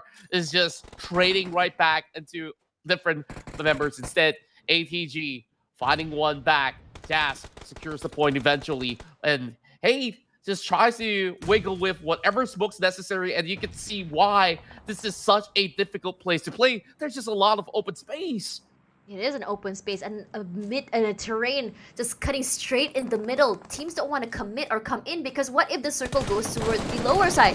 It's hard to really pinpoint where to go. Lot just spraying and praying through the smoke. Unfortunately, none of her shots are going to be connected, but it doesn't really matter to her. She wants to make a statement and she wants to get those kills if possible, not wanting to really push up. And the only thing she has in terms of her, I would say, cover is that haystack, and her vehicle, it might explode, is not the greatest situation to have, and I think she already foresaw that, so she moved it to the instead. For Trixia, this high ground is giving her all the information she needs. The spray gonna find Chi. Chi's gonna go down. Not yet lobbied though, but for MRK, Elsa gets knocked down, but Cherry as well from Ruhe. Stakes finding another one in the back. Trixia not managing to land those shots, and in return will be taken out instead. STE now relying on Rouge to basically pull through. Wisdom still crawling on her feet for the moment. DBD suppressing them from pushing forward, so Rouge will have to clear them out first and foremost. The grenades now being primed into the smoke, and that might just actually connect to Cherry that's passing right by. Instead lands on Lilo. And that's where Ara has seeked out the positioning. We'll have to trade right back. There's not much time left. Being forced to use the flares. Can she survive? There's only 2 more seconds as she will pull through. Oh, she is so very close, but this circle is absolutely painful. She's eating damage from grenades as well. I think this might be the end for her, as Peanut will be there to pick her up. Regardless, for ATG, they have the bottom side or the southern side of the circle, and they're all alone as everyone is on the bottom side, and the circle will be favoring ATG, and they have the entirety of the top side of the area. If they do have the courage to push up and hold on to the area, they can command the entire area and shoot up from the top side of the terrain.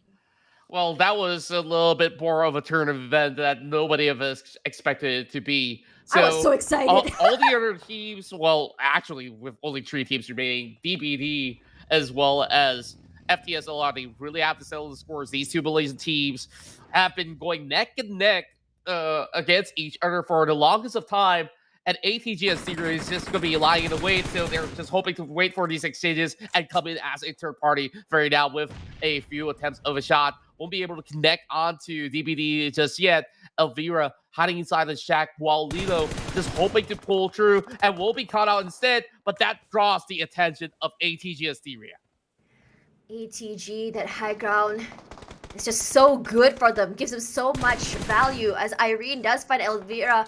Lot tries to play the third party here, throws out some more shots, but it is not going to be connecting onto anyone. Now for the other 2 teams on the other side, DBD and FTSLR, no pushes just yet as Lilo eats a little bit more damage from sticks. This is a very scary situation because as soon as you emerge, as your head pops out here, ATG will absolutely go aggressive and pop it because the high ground is in their favor. Irene goes down. It's a great trade or other team fight with her teammate there. You thought that she's all alone, isolated? No, her teammate was ready in the backside to kind of aid her in terms of firepower. As the other members of FTLR, Peanut and Fairies, they know exactly where they are. That Nate clips onto her. Fairies so very low, surviving, has to get the reset, but the spray is coming through. Fortunately, does not find Fairies. They do get the reset. They are going to find Irene, not allowing the pickup. And the other members of FTSL are taking so much damage from DBD as well. This 2-way fight is a little bit too much, but ATG is on the area where they're a little bit more comfortable. Her teammate is there, ready for the pickup. Her teammates in the backside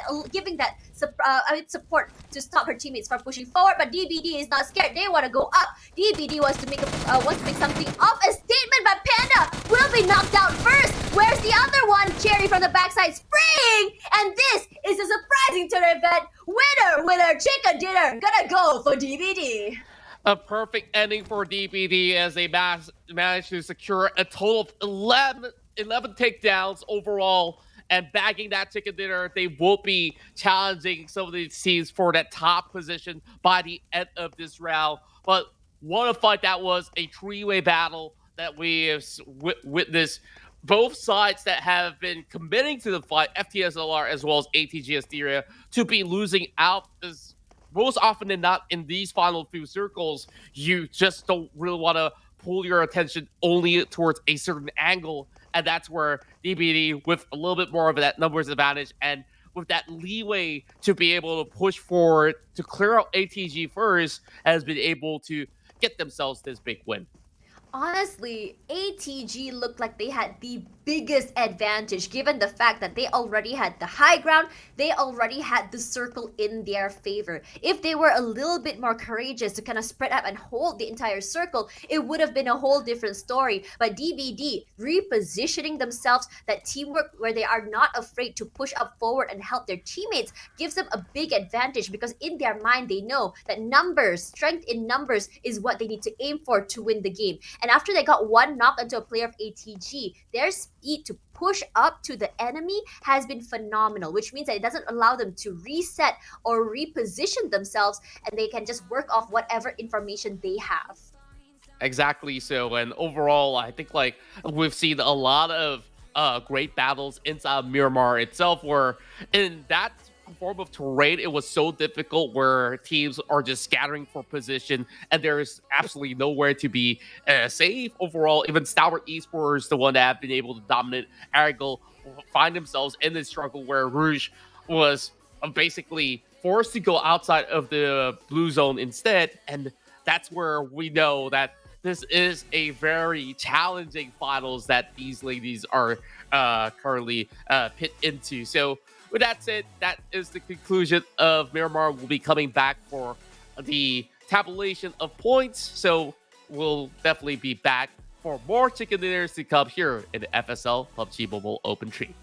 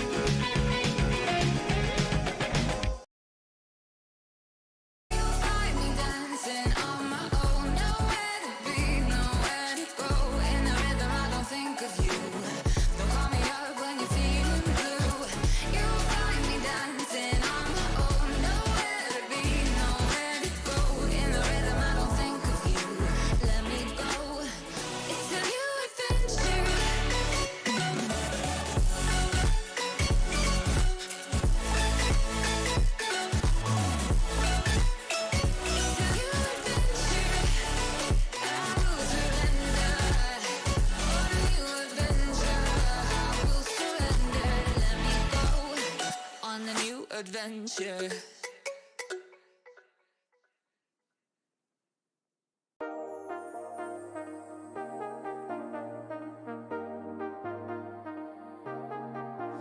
I got you and your vibes in my mind. I can't get them out, no matter how hard I try. I need you and your heart next to mine. Yeah, I'm all about keeping it you and I. When you're here, you spark chemical reactions. Your aura strikes like lightning. Got no words, I'm just drowning in attraction. Only one way to describe it. It's electric, can you feel it? You got the only touch that takes me high. It's electric, I'm up in my feelings.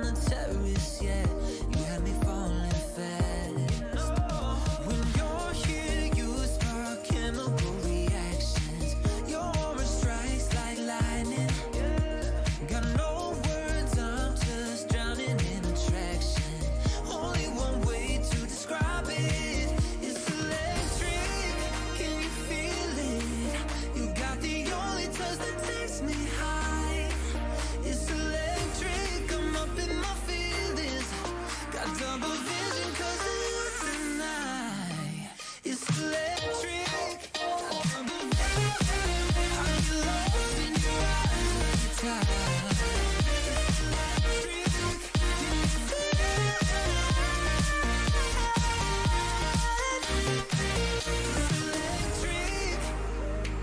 Intoxicated by you, yeah. It's electric.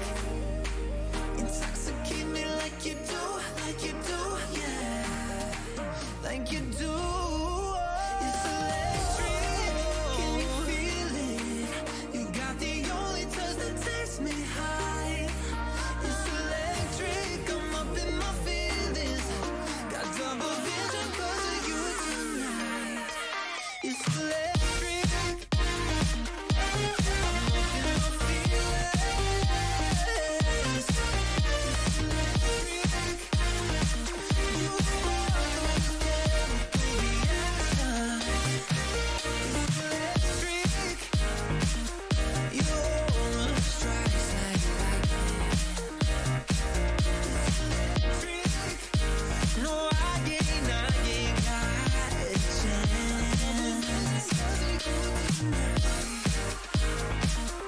I got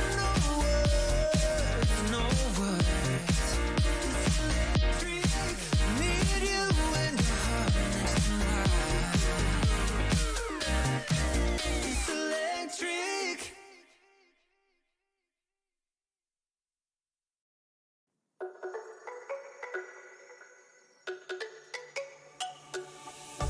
Let me go, there's no doubt. Gotta get out of this small town. You took my heart from me, now you're everywhere I see. Set me free, let me fly. Let me find new kinds of highs. We're just wasting here, waiting for another year. We both know the score. We've been here once before. So many words unspoken. You took my heart, it's already broken. You don't have to wait. I can take the pain. I will surrender. Let me go on a new adventure.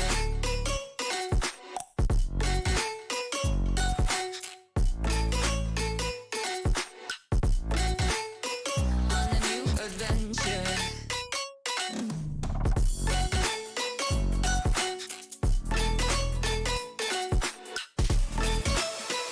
On a new adventure.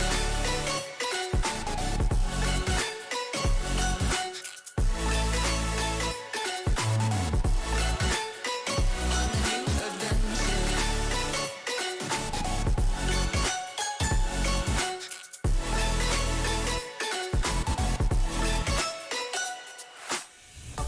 Let me go, it's my time. Watch me build another life. Find another space. Explore the world and find my place. Hope you find some peace of mind. Hope the night was worth your time. Threw my heart away. We won't see another day. We both know the score. We've been here once before. So many words unspoken. You took my heart, it's already broken. You don't have to wait. I can take the pain. I will surrender. Let me go. It's a new adventure.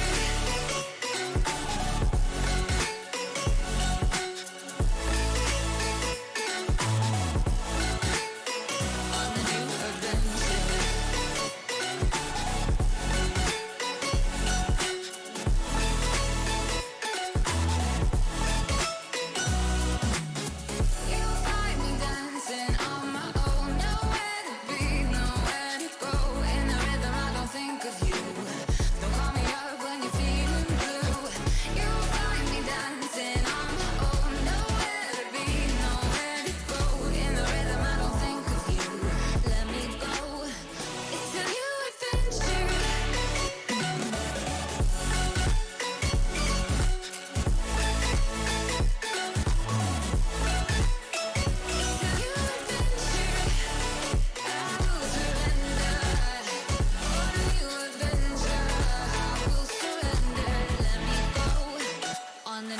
adventure.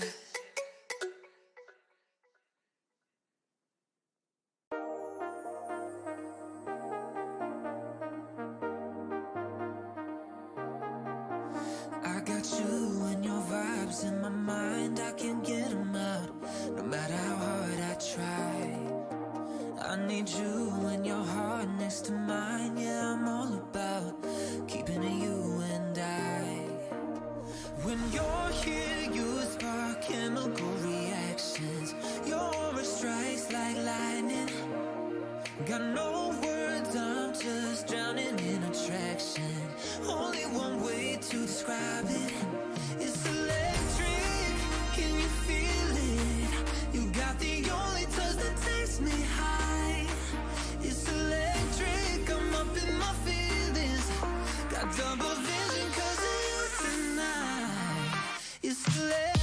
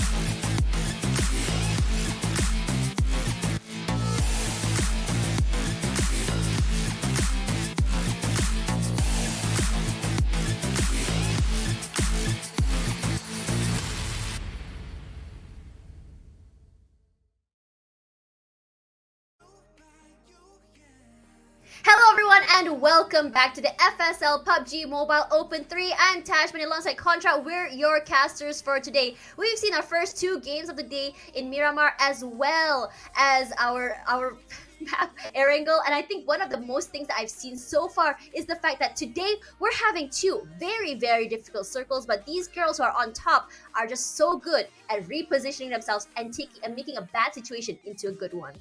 That's right. It's all about changing the course of the battle to be in favor of your own overall. And we've been able to witness great glitz and glory for some of these teams, but we'll definitely have to take a look at the tabulated standings as of the moment. After the span of 2 rounds, 4 Rivals Limitless still finding it to be a little bit more of a struggle as they've only secured 1 point. Meanwhile, Deborah has been able to secure themselves 7 points after 2 rounds of play, and on an average they've been able to get 3 to 4 points overall. Stronghold 18 plus ladies will be positioned at 13th. Meanwhile, Bon Vivant as well as Baruka ladies walks away with 9 points overall.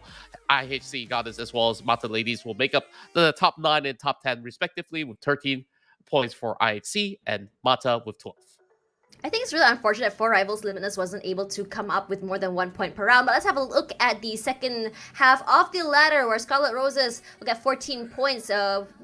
Pro Glass Maxines with 16. Makna, Ravians, and ATG 17 points each.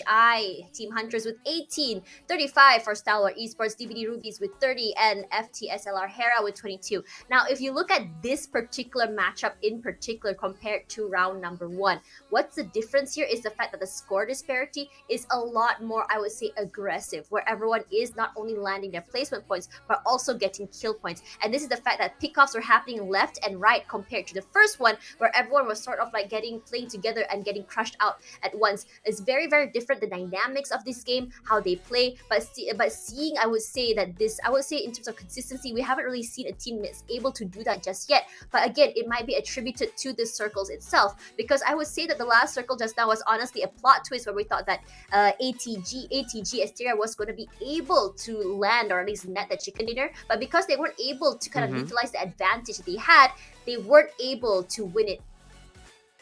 Exactly. So, and when we look at the past 2 rounds, I think like consistency needs to be built over the span of, at the very least, 3 rounds in particular, and therefore it was a very different form of scenario when we look at the way that topography was built in the final few circles of Miramar overall, where it's a rather unfamiliar zone for many of all these teams as well, where you don't exactly have cover, and many of these teams were forced to rely on utilities. Let's see what goes out on our next battle, though, as we are getting ourselves into match 3 this time round. It's going to be in Sanhok. Oh man, again with these cute flight paths this time around. It's gonna go toward the the western side there. It is on the last 2 islands instead of mainland itself. So Camp Charlie all the way up to the western side of Ha Tin. Now, I don't think it's gonna be an issue getting anywhere. It is a generally small island when you think about it. Now, when we talk about Sanhok in the last season of PUBG Mobile, if you asked me about it last year or earlier this year, everyone goes, "Oh man, Sanhok is the map where everyone plays healing games. It's going to be one person just hoarding." But we start to see a change in that shift where we have maybe one person hoarding bandages, but they are still prioritizing fights over healing. Well, from what we have witnessed yesterday when I was casting with Sir Cloud, there were a couple of teams out of Malaysia to be able to do that. But then again, they haven't been able to stack it up to, like, say, 25 packs to assure you a top 4 position. So I think like there's still a lot more work to be done when you are opting to play for a positioning kind of playstyle, where we're already starting off with a little bit more of a tempo here, where we see a little bit more of a fight between Mata Ladies in Painan against another squad being around that vicinity for the moment. So Frozen's got to find ways to be able to open up a pick against FTSLR Hera. I think for Painan, these 2 teams here dropping together can be either a good thing or a bad thing. For a team like FTSLR who can kind of play aggressive if they want to, it'll be good. But for Mata as well, we saw that they gave quite a big fight to anyone in their territory. But if you look at where FTSLR are, they're kind of really separated from each other compared to Mata. They do still have a buddy system going on. They're able to trade, able to pick up if for something to happen, except for Bam Bam, who's a little bit too far away. But Frozen's, if you can see her as well, she's finally here and she's able to play a 2-way situation. Bam Bam in trouble. Sorry, 2-way. She's alone. Sorry, she's in a 3-way situation over there with Bam Bam being alone. But for the members of FTSLR, preferring to keep quiet instead and moving off the information they have may be what they need in terms of finding those kills. With Irene being outside, she's able to at least catch someone in terms of mid-rotation and mid-movement. But for Fairy on the top side of this building, gives her a bird's eye advantage in terms of figuring out where exactly each player can be. But Irene is in a very scary situation there. She's close by 2 members of Mata. If she were to get spotted out, I don't think anyone will be able to pick her up. The only one that will be able to do so is actually Irene herself to be able to take down Nini, as she does have the flank angles to be covered out. So she's been able to hold on to a tight space and pull 1 point back to the side of FTSLR, as that will be the first blood of the matchup. Now, Fairy, though, will be able to support from quite a distance as well. So even with this sort of a scattered approach, they have been able to win out that duel very effectively. And now that sends Mata Ladies to be on a different position, as they're hoping to just hold out for the moment, because they don't really have the full intel of where the rest of Hera is currently positioned. Still no movement from them. You see ATG pretty close by. I do know that they do hear those gun sounds, but they're not exactly going to react just yet. It's still very, very early. But Eska will be the one knocked out first. It's going to be by STE. Great opening from them. And for STE, their movement today has been huge. FTSLR in trouble. It's going to be Fairy. Her teammate is ready to back her up from the backside. Fairy surviving by the skin of her teeth. Her team is going to move forward just to give her a little bit more cover as she gets that reset. But for Mata, they're smarter. They're not going to be chasing just in case. Anis as well, moving up. Finding her teammate. Shots coming in from the backside. Anis gets knocked down here, but Mata is so aggressive right now. Almost getting a trade there from the other side. Irene also. The reposition and resets are real.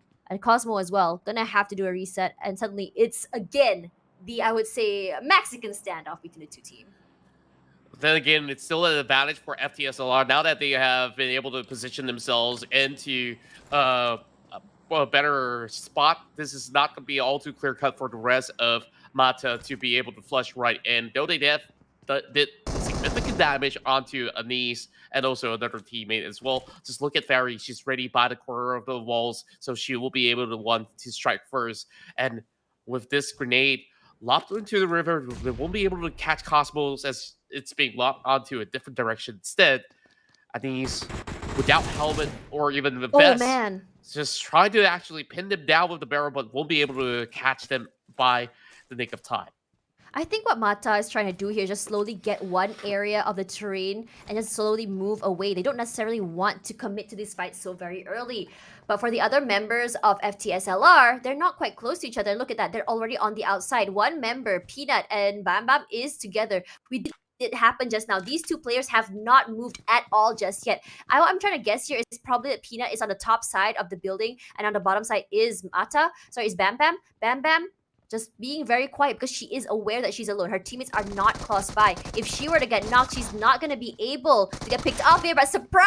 Something comes through, but none of them going to be hit. But surprise again from both sides here. Despite the fact that Bam Bam still managed to pick off one, the trades do happen, but the other members of FTSLR are just so very low. Cosmo is pushing up here as well as the members of her teammates are trying to rush up, get that trade, get the pickup. Bam Bam halfway down. They need to move forward. They are running out of time. Frozen's trying to play this long range angle here just to find that little crosshair line of sight that she needs to get a pick.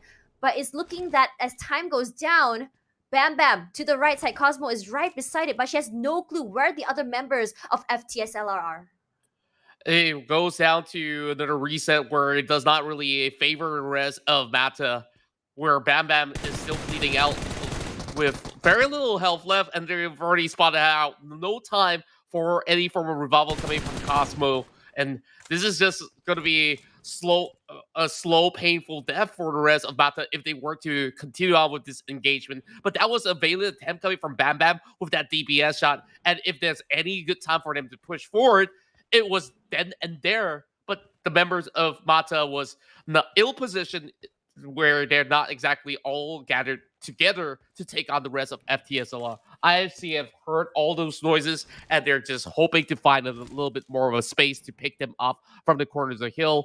Meanwhile, Rivians will slowly trill in from the Sami section as well. So any of these teams that were settling the scores inside of Painan got to do it real quick, though. So moving over to other regions of the map, we also do see a different approach coming in from Paradise Resort, where Evie and the rest of Team Huntress are just holding it out from the outskirts, hoping to also catch out some of these players from VRSC on the Paradise Resort itself. 18 plus finally cuts in though, so there might just be a fight over on the northern region.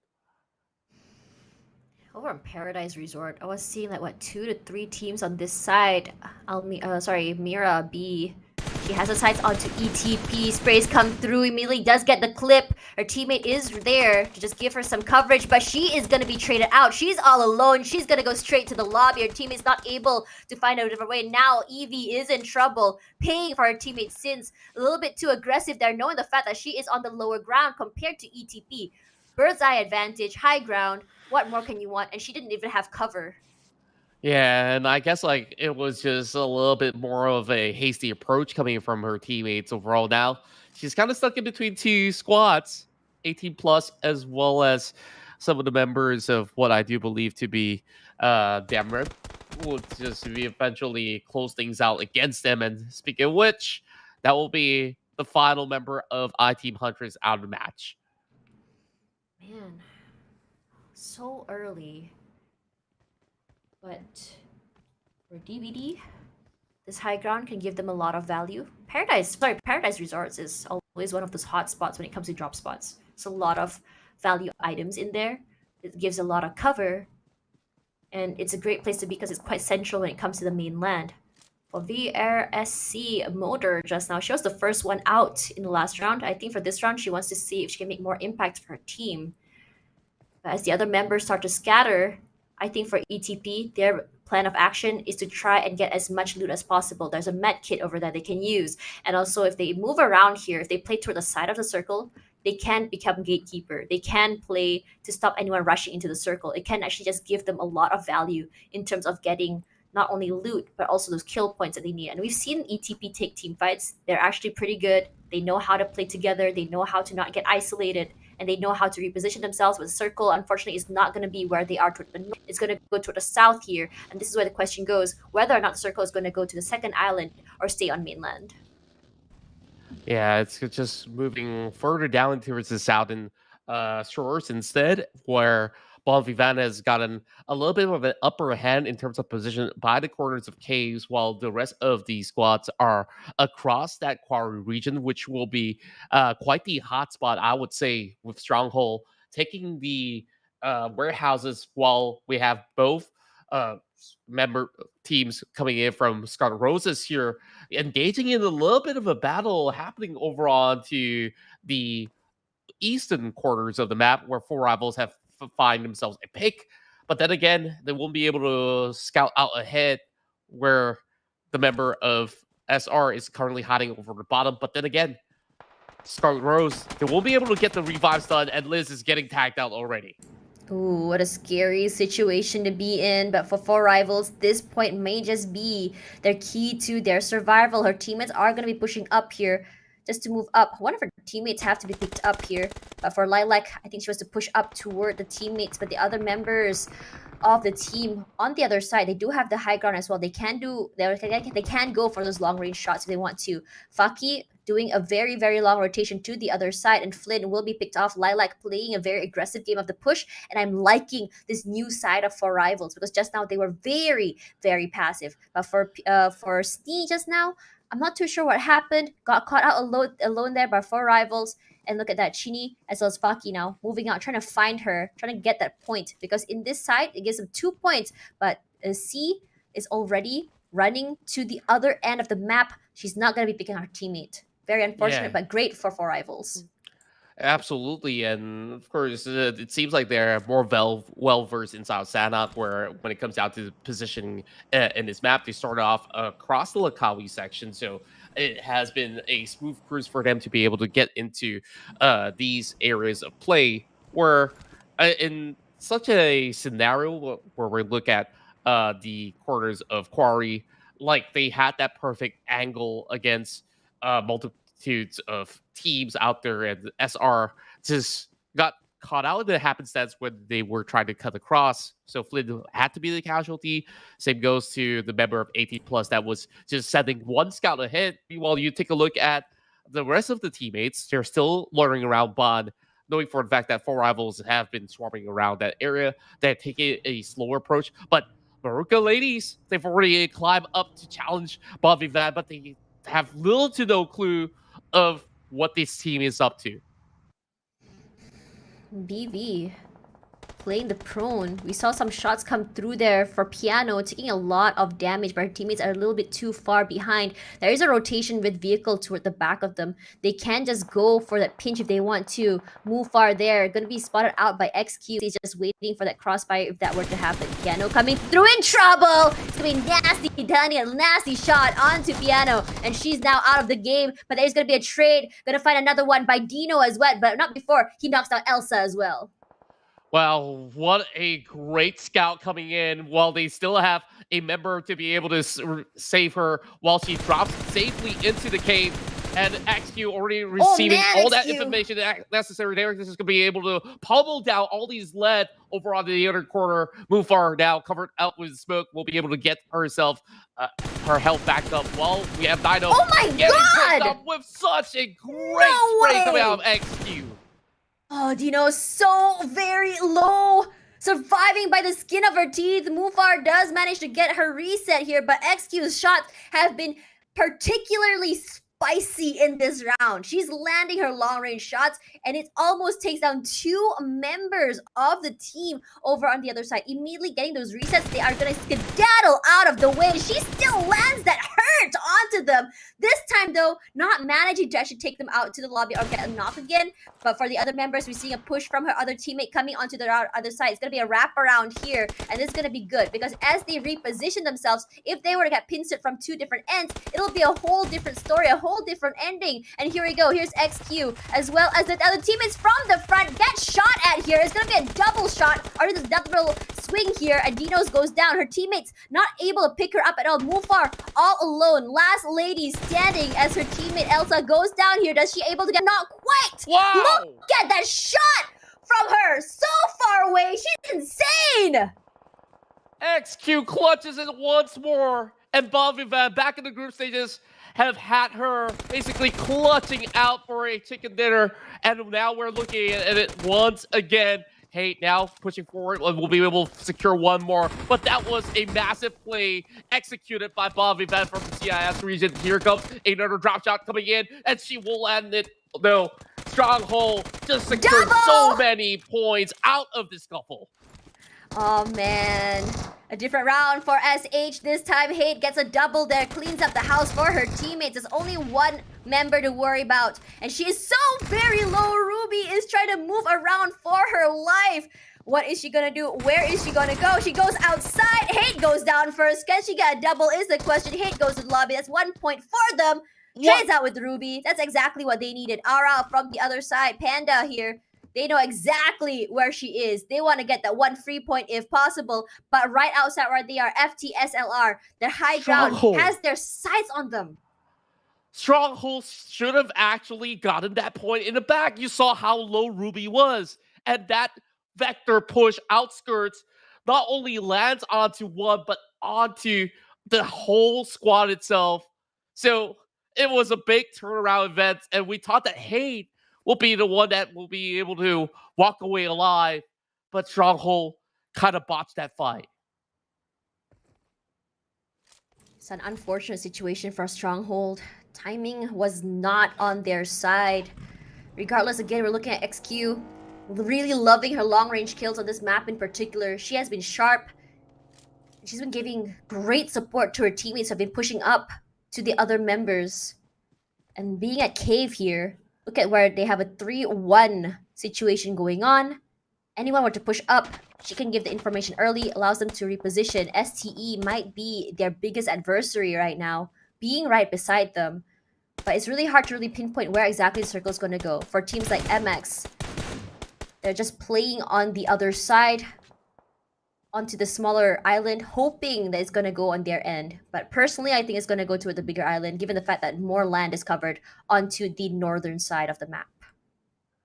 There we go. Let's there we speak go. of it. It's just going to be pulling it in like a magnet.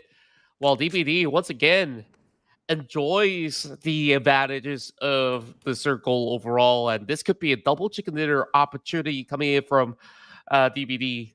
Don't Break Dreams. Another organization that has been formed for the past couple of seasons that has played in the PMPL. And of course, this being the ladies' team, they're still making their way into the PMPL themselves. So we're definitely vying for them if they could basically get themselves this championship title. So back to Ravens, now cutting across and spots out some players from Pro League Maxine swimming in the river, but with Nino STE? giving a little bit more of a breathing space to the team until they land up onto the shore once more, and that will be the perfect pickup for them. And with STE driving forward, that will be the next challenge for the rest of Magna Ravens to deal with. And Mata as well is close by. They need to be careful. They're out there in the open. That kill just now was much needed. Gives them 1 point. Mata not close by enough. But Mata has been known to be aggressive here. And for Ruby, as the final player standing, she's currently locked in front of 4 members of 4 rivals. Sprays out to the building. Undoubtedly might have given away her position. For Nady, it's gonna be found out by Frozens. That's actually good. But Cosmo does get a trade there onto her. And that's the end of Cosmo, I think. Not yet. Cosmo not out of the game just yet. But for 4 rivals, they do know there's one person in here. Straight to the face with a shotgun. One shot is all that she needs. And it's going to be one more point for 4 rivals. This time around doing so much better than the last 2 games with 1 point each, now with 4. Take a look at the circle once more. Majority of the flock of crowd are on the southern side, still trailing their way into the circle. As for Rita, the rest of Scarlet Rose, it doesn't look to be a safe attempt to even go in for a revival. And therefore, one tap on that buggy. Well, or should I call it a tuk-tuk? Well, Oh that's yeah, the right name for it is. You know how expensive it is she's- to ride those in Thailand?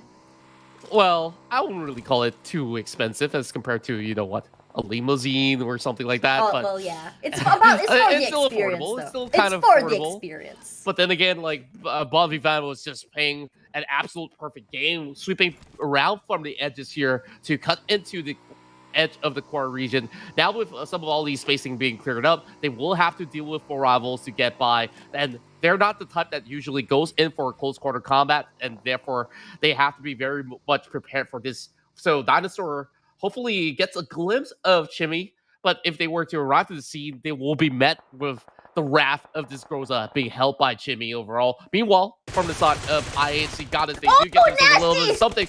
Nasty is the first one to drop, while there is a little bit more response coming with a grenade, but it's not going to be enough just yet. Bon Vivant won't be able to get the revive in time. What a swing from Chimmy 8.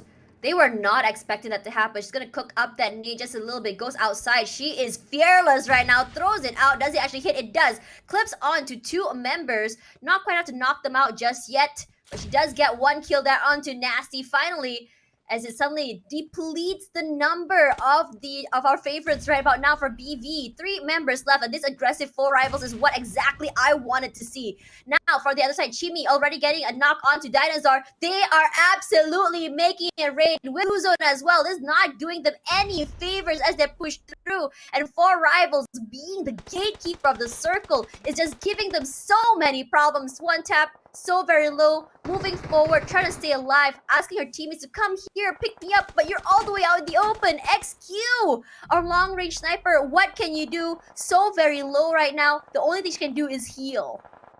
Yeah, she's just by the edges though, so she will be able to basically straightforward and find herself into the right position. But for now, Anais will be trying to battle against the rest of ATG, but it will be seeked out very quickly and will be sent out, leaving only Ferry behind, and even Ferry will not be able to last against the rest of the squad.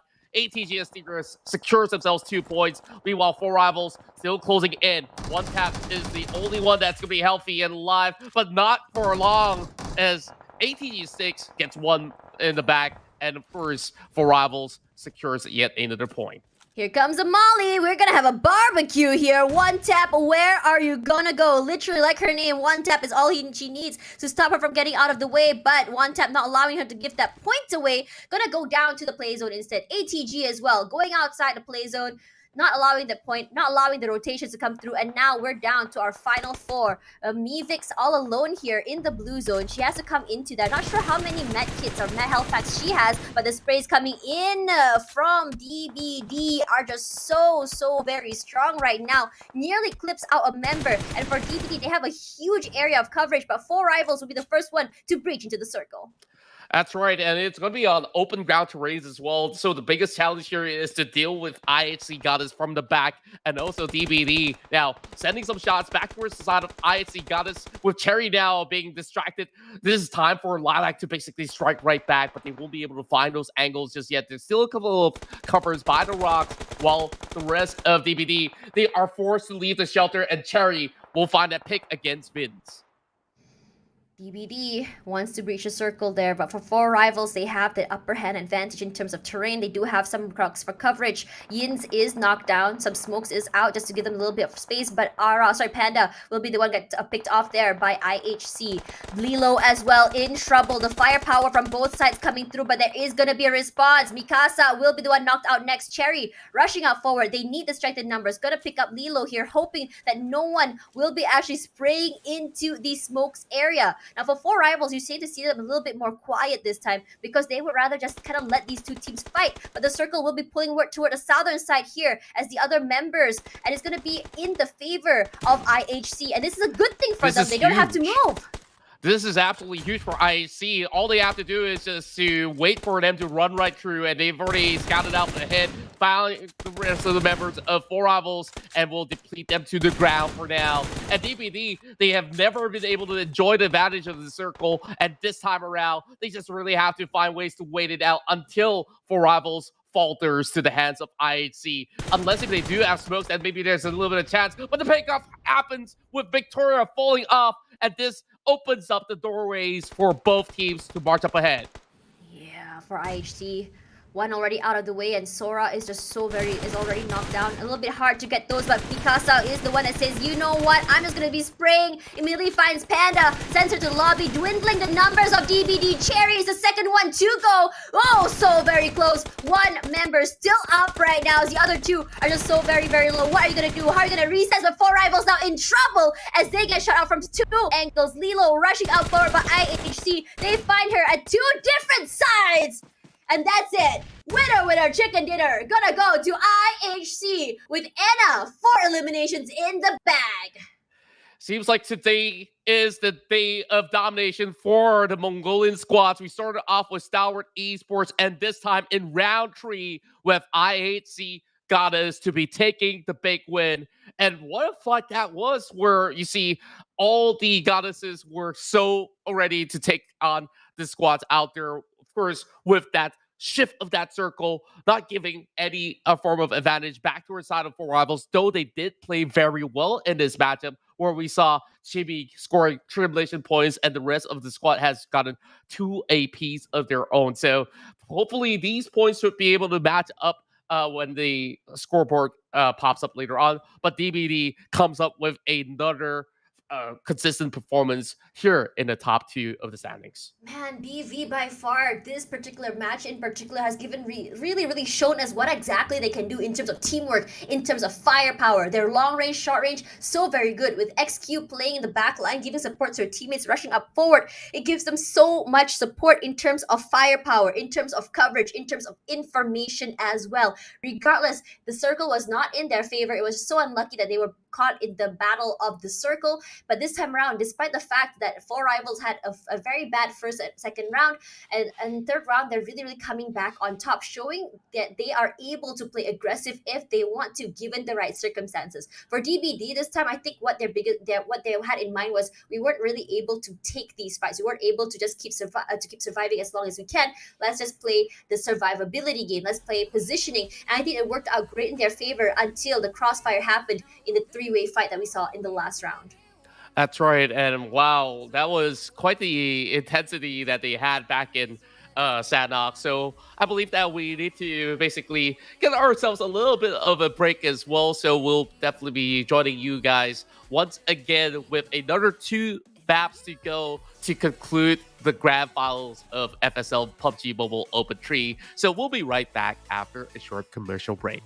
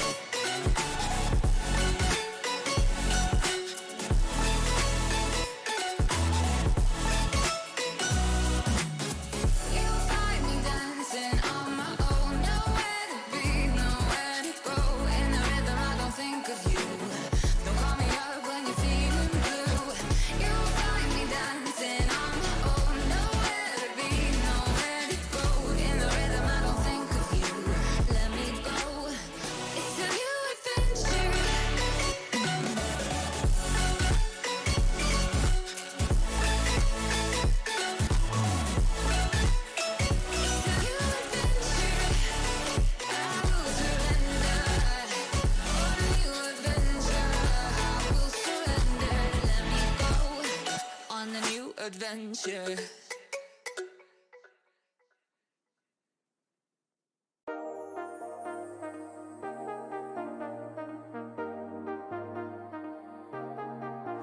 I got you and your vibes in my mind, I can't get them out, no matter how hard I try. I need you and your heart next to mine, yeah, I'm all about keeping it you and I. When you're here, you spark chemical reactions, your aura strikes like lightning. Got no words, I'm just drowning in attraction. Only one way to describe it. It's electric, can you feel it? You got the only touch that takes me high. It's electric, I'm up in my feelings. Got double vision 'cause of you tonight. It's electric.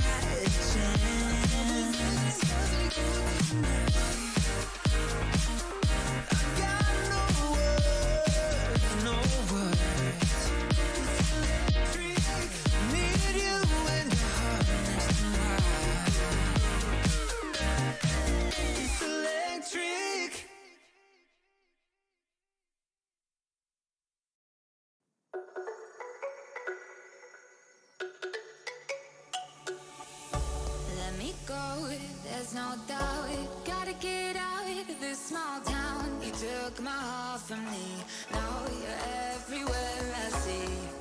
Set me free, let me fly, let me find new kinds of highs. We're just wasting here, waiting for another year. We both know the score, we've been here once before. So many words unspoken, you took my heart, it's already broken. You don't have to wait, I can take the pain. I will surrender, let me go on a new adventure.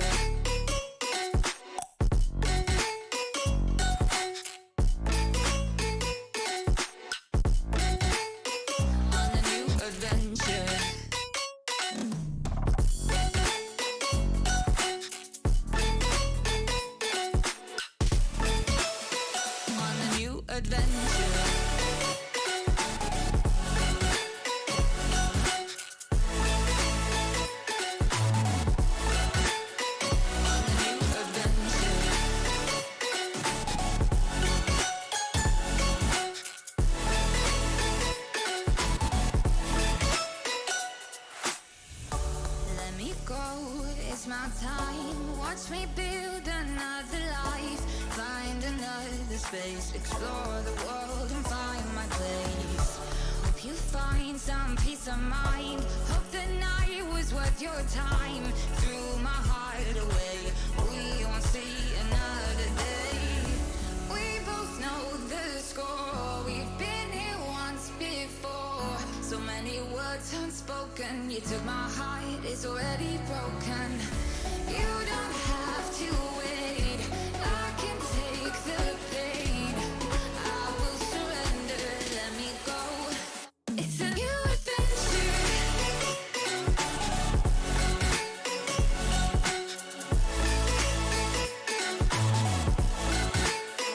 On the new adventure.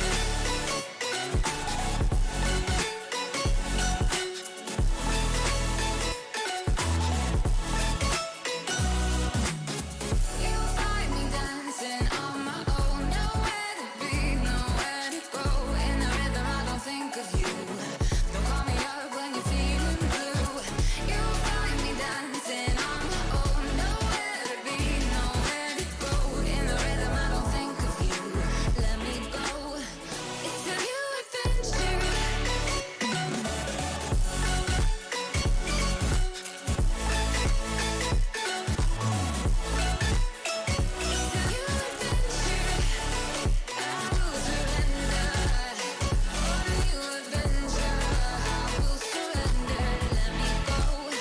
On the new adventure.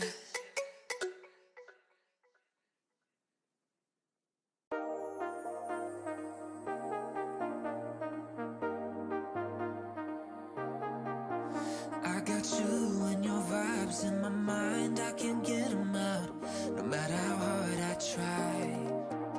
I need you and your heart next to mine, yeah, I'm all about keeping it you and I.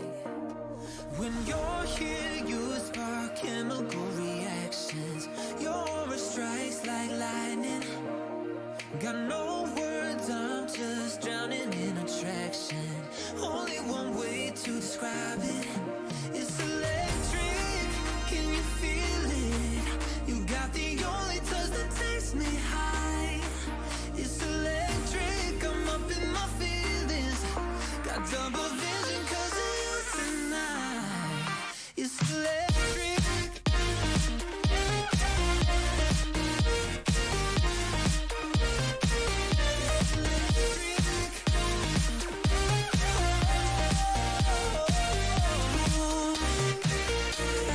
Lost in your eyes every time, there's no turning back. Swear I ain't got a chance. Had me caught up in you since the night on the terrace, yeah. You had me falling fast. When you're here, you spark chemical reactions. Your aura strikes like lightning. Got no words, I'm just drowning in attraction. Only one way to describe it. It's electric, can you feel it? You got the only touch that takes me high. It's electric, I'm up in my feelings. Got double vision 'cause of you tonight. It's electric, got double vision. I get lost in your eyes every time.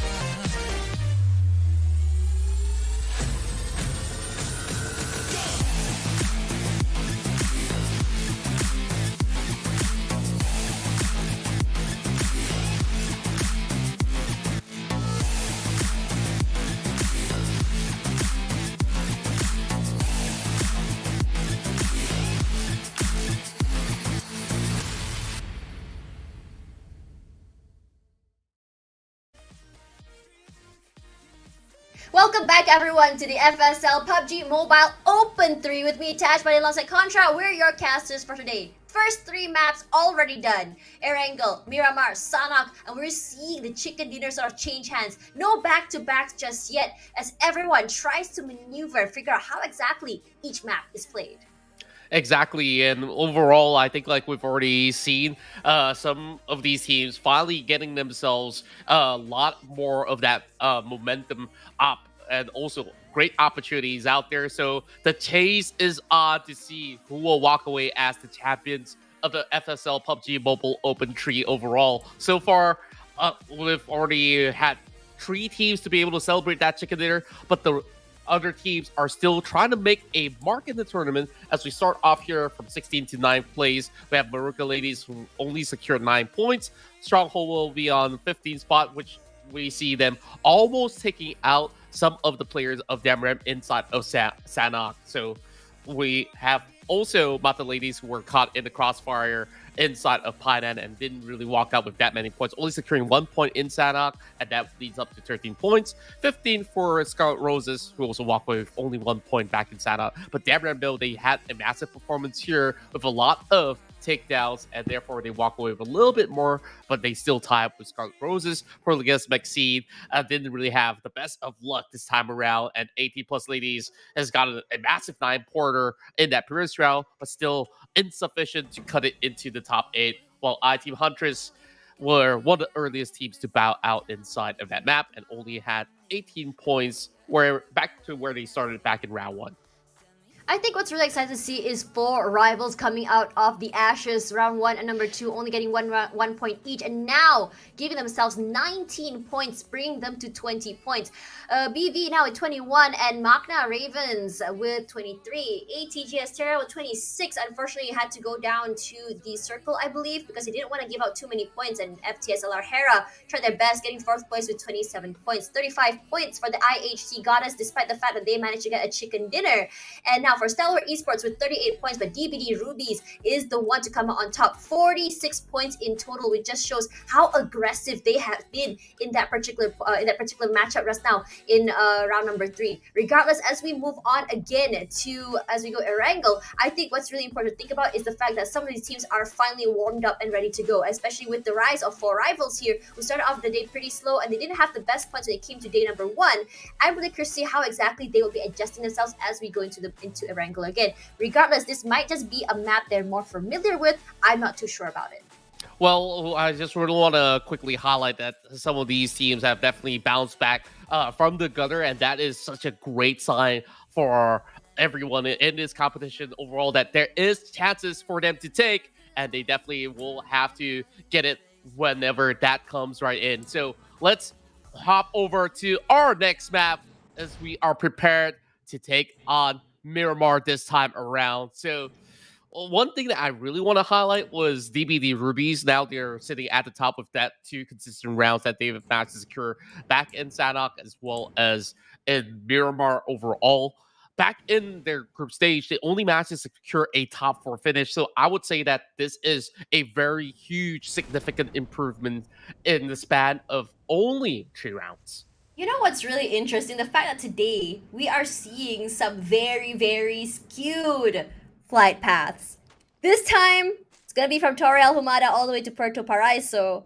So those who are going to El Pozo Trailer Park, no luck for you guys. Gonna have to walk a little bit more. But man, oh man, is the pilot today not having a good mood. Regardless, circles as well have been quite, I would say, hectic. We haven't really seen a central circle for today, and here we go again. I'm not cursed. It's just today that's cursed. Well, the flight path seems to be very similar as compared to the first Miramar that we had, but the only difference maker is that with the teams now needing to proceed into the Western play of view, I think like it's anybody's game at this moment, where you either have to prioritize loot very early on or basically decide to move into a free real estate currently in phase 1, where Montenegro is going to be that key factor to dominating this whole field of play, where it's just going to be that central point where everybody will be contesting for later on. So I'm just looking at Puerto Liga's Maxine, who's currently in Campo Militar. They're just going to be missing out on a little bit of that. So I think by this current moment, they should be deciding, okay, if we're going to be by the edge of this map, so might as well take this time, loot up, and safely get into the circle later on. Yeah, with everyone still outside of the circle and the majority of the players in Los Leones, I can already sort of predict perhaps pickoffs coming to happen. And I think for a lot of teams that ran toward the inside of circle, that's possibly the best outcome that they could do. Because end of the day, I think the prioritization, especially for this map, has always been vehicles. Vehicles first, loot can come later. We can always kind of like reconvene, find it another way. Because if you are still stuck in Los Leones, the biggest risk here is getting dwindled down in terms of numbers. Not talking about knockout here, talking about as you're rotating out, as you're moving away from the city, you might lose a team member or two. Regardless, for BV, they've always dropped around Puerto Paraiso. It was there in the last round as well, and they didn't make a move until toward I think the second last, or like maybe a lot more later in terms as the circle moved up.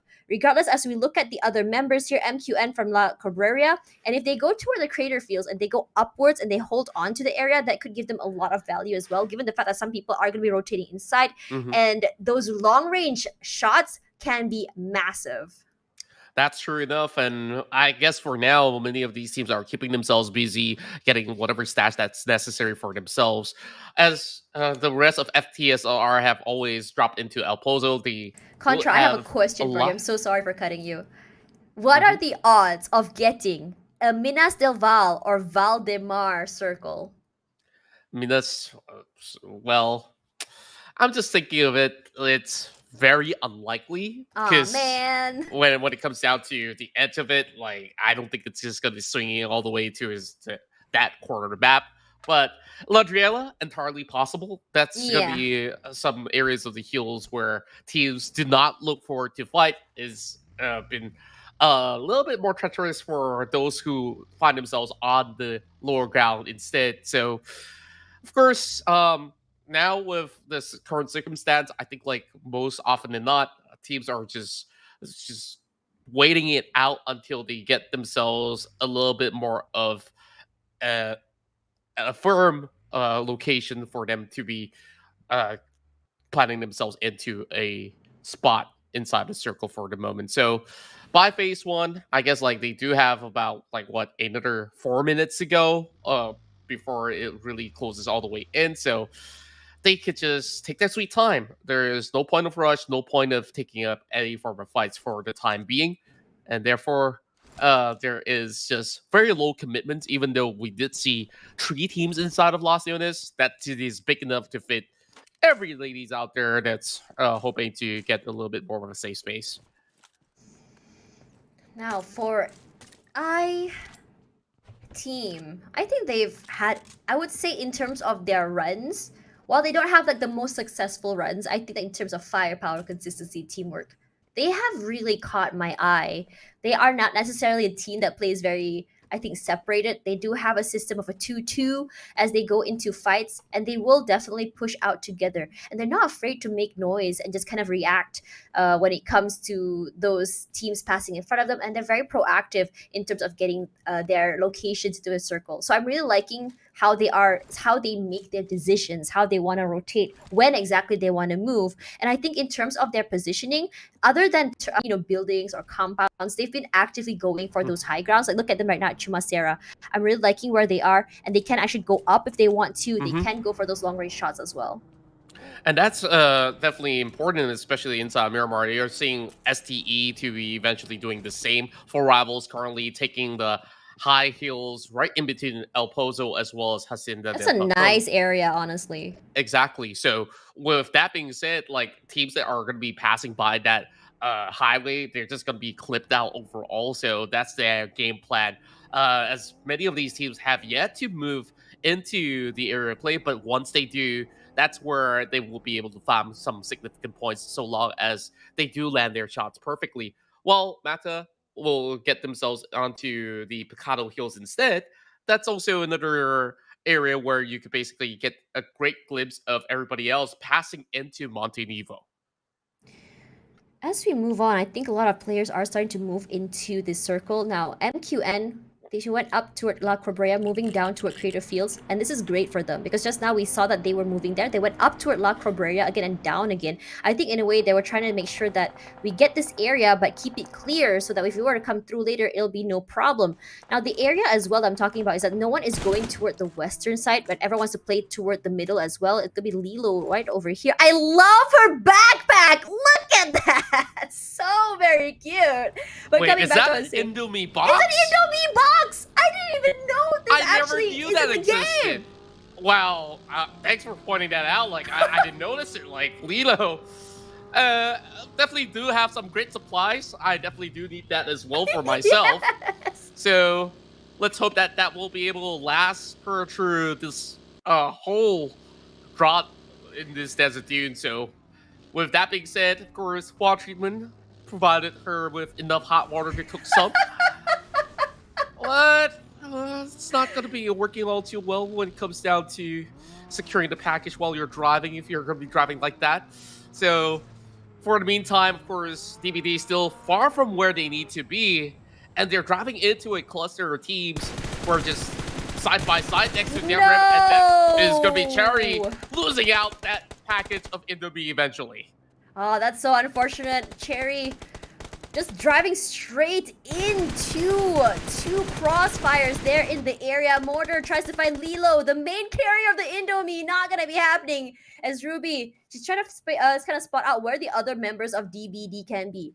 This is gonna be huge for them because if they manage to get this knock onto DBD, it gives a lot of teams some breathing room in terms of catching up in terms of their points in general. Despite the fact that Elvira is so low in terms of health, she decided to risk it for the biscuit, and timing is absolutely on her. Now, the way that they've been playing this area of VSRC, these two terrains holding up together, one player on each side, gives them that crossfire that's just so nasty to deal with. And I'm surprised that DBD managed to get out of that alive, only losing one person. Meanwhile, Ruby, she has to run inside of the circle, getting just chopped out here. Her teammate is ready to pick her up and say, I got you, fam. Don't worry about it. As Ruhe gonna have to reposition herself. It's just so unfortunate that she wasn't able to land her shots.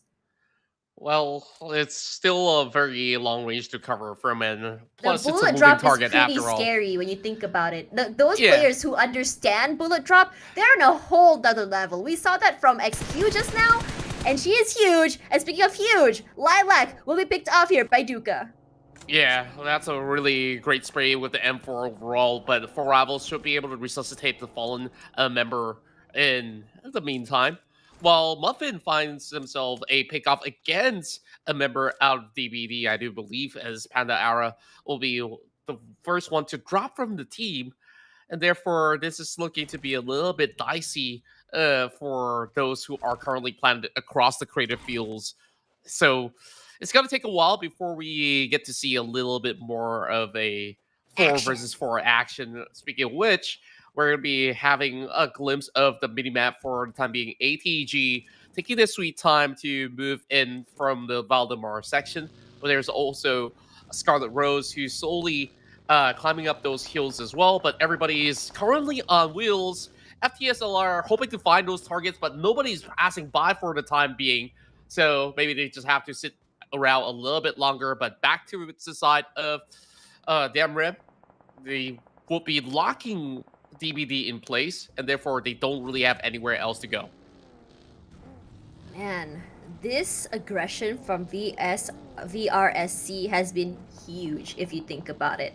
What's really great about seeing them is the fact that they are not afraid to go aggressive, not afraid to set up these ambushes. We've seen this in so many different maps, so many different rounds, but sometimes they kind of get picked off one by one in a situation where they kind of like bite off a little bit more than they can chew. Now, if you look at the terrains here, there's actually no one toward the western side of the circle at all. El Pozo completely empty, sprays out there. And we can see BB one tap knocked off here. Modor just finds one member of STE. It's gonna be Wisdom that's knocked down.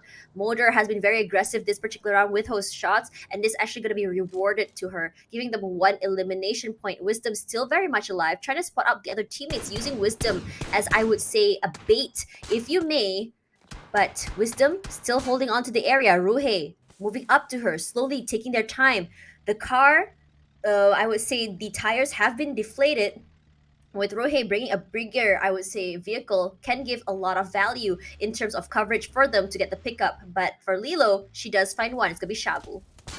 Yeah, it's just a little bit of a nasty spot to be at for the time being. Although they do have the high ground overall for the side of Stellar Esports, there's just so many teams that are currently sitting inside of the zone. And finally, FTSLR will eventually be rewarded. Just look at their positioning on the spine of that hill, and Look at this everybody ping else have pong. to be cutting across. But for those teams that have been taking their sweet time to get inbound, ATG will have that direct access back into the city, and FTSLR will have to decide, do we move back to our hometown in El Pozo, or do we sit around? Because there's just a lot of decisions to be made here by everybody else. So for Rivals, they're hoping to loop around this spot on the hill, and they hope to be able to secure themselves into the spot, but they will be met with a little bit more of a flurry of shots. And this time, FTSLR will seek them out, and Faki will be the first one to go.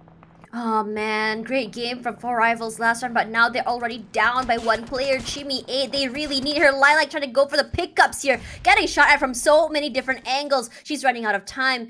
And now Chimmy, lobbied out. There's only 2 members left. Izian's playing inside of the smoke, playing the waiting game, waiting for the reaction, finding the information that she needs to at least get one more point before she goes down. Smokes are out, gives her a safe passage to meet up with her teammate, giving them a buddy system. But for Fairy, playing this high ground gives her a bird's eye view, and all Yins can do is just zigzag and just dance around, trying to avoid all of those shots. In this situation, Yins, you're either gonna get shot at by FTSLR or you're gonna get shot at by DBD. But for FTSLR, this high ground also gives them a bird's eye view to DBD. So if DBD were to reposition, they'd be in a pickle as well.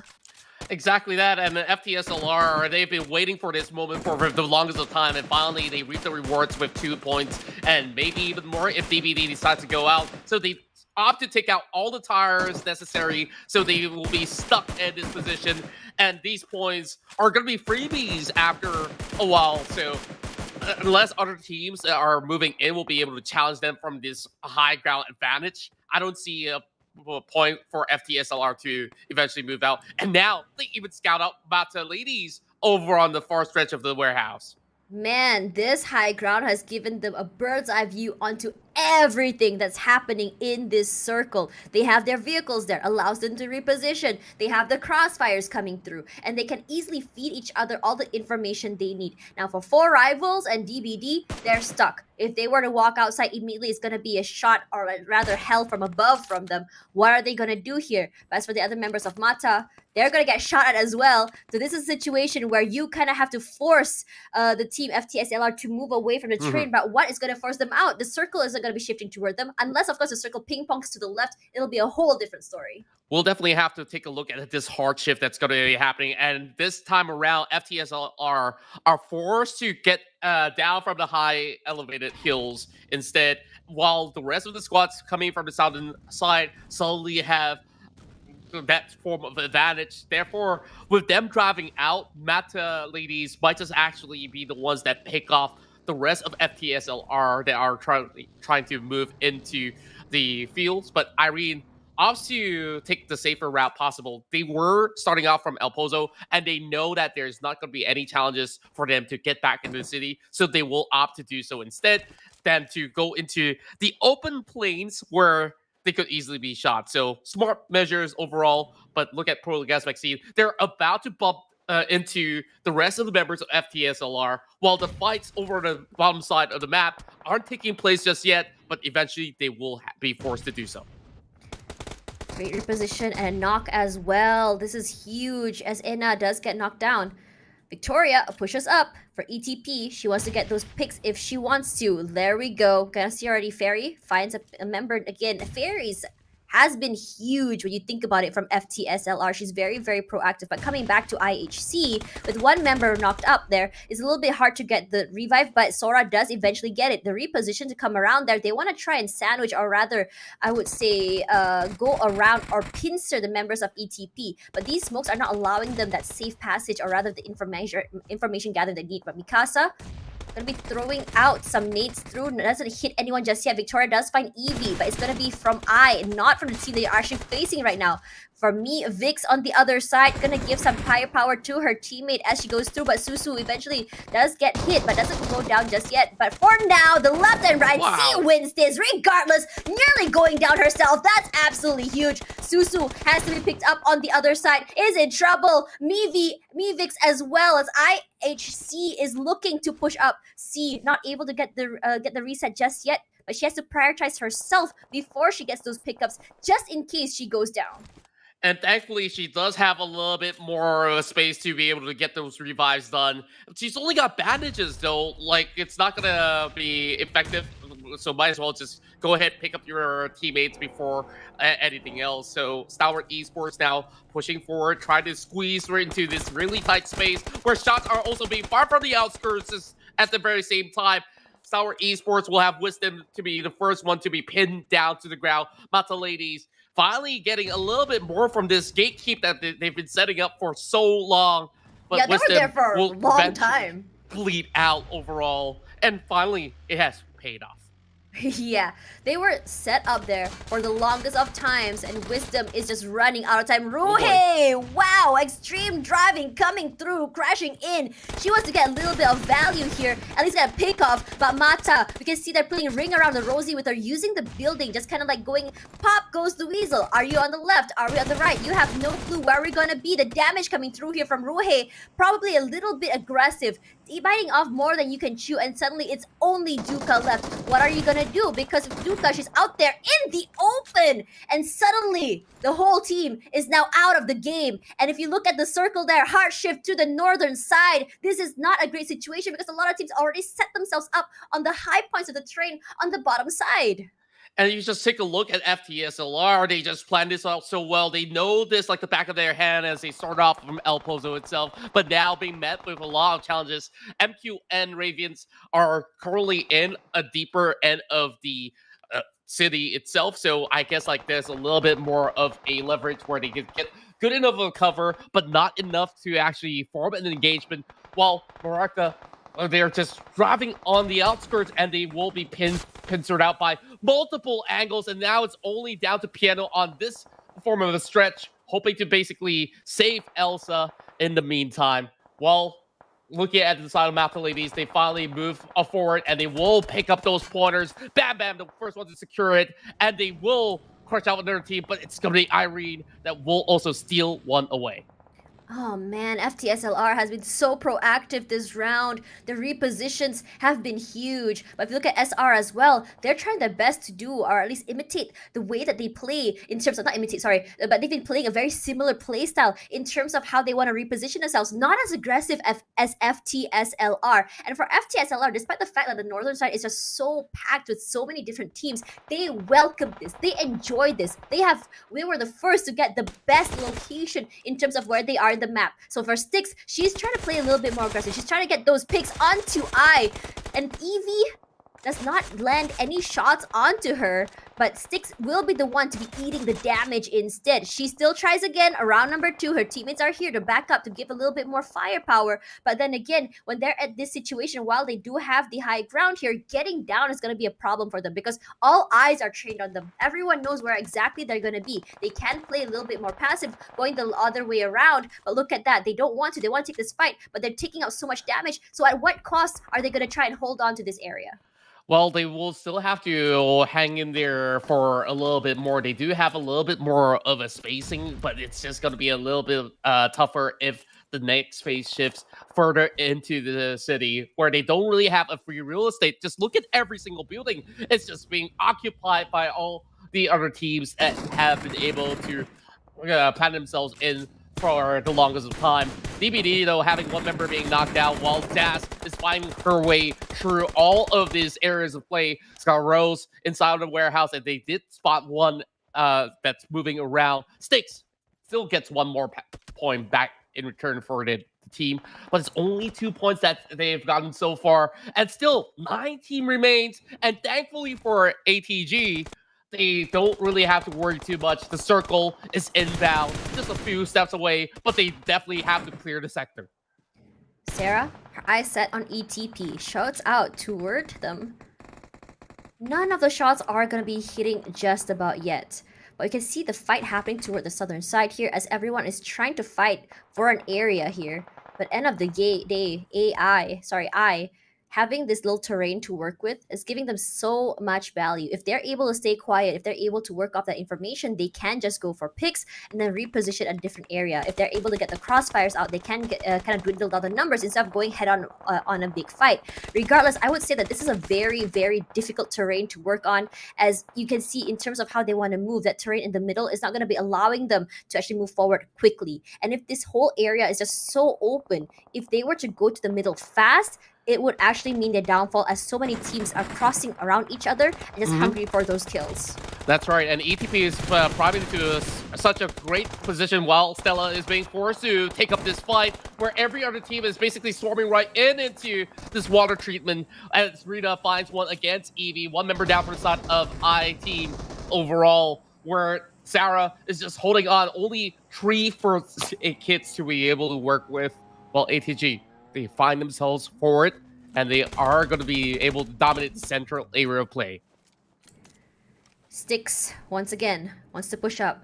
She's had her eyes on FTSLR for a long time here. FTSLR gonna go for the reposition, gonna be using those vehicles, rushing through toward the middle side. But I don't know if that's a very scary situation, but FTSLR, Fairy, will be the one to find a member, which is Nino.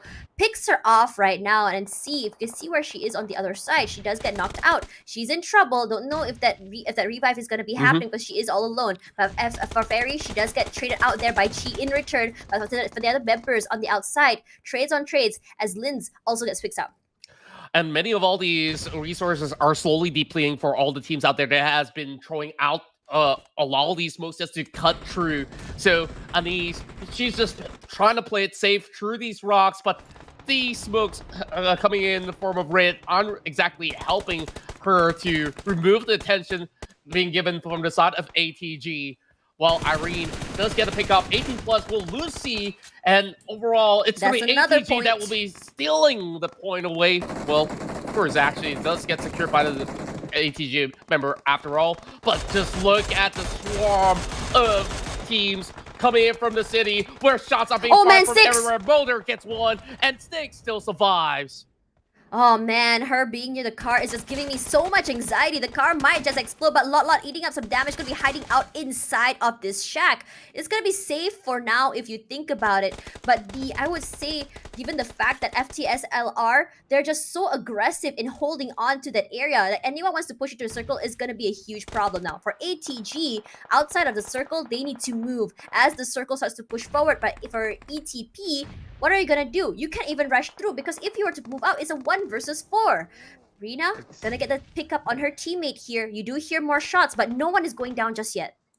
Exactly that. She's just going to be able to at least buy a little bit more time. That circle does pull back into this water treatment area, while the rest of Damrim have got a full area of play in between the water treatment, and they will be looking for those pickups. But iTeam Hunters, they get one more back, and that's a lot of damage being done to Ruby. She doesn't really have that much time to basically heal up for her own, so she's just hoping to get another teammate back up online. Meanwhile, Anise from the outskirts gets tagged by ATG. Mana doing such a great work. And ATG, it's time for them to push forward with Lot just moving in with the buggy. So this might just be a great position that they will be able to find themselves into. But here comes the grenades though. Ruby's cooking one up, and Sarah's got nowhere to hide.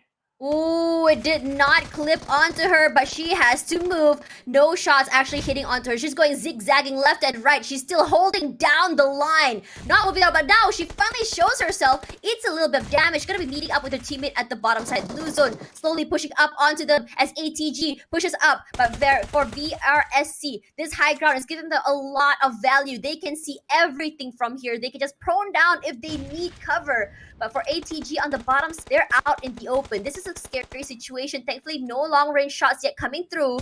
Jazz over the dust gets spotted out. The train is coming out! Nearly going down! But Jazz is the one to get pickup in the end.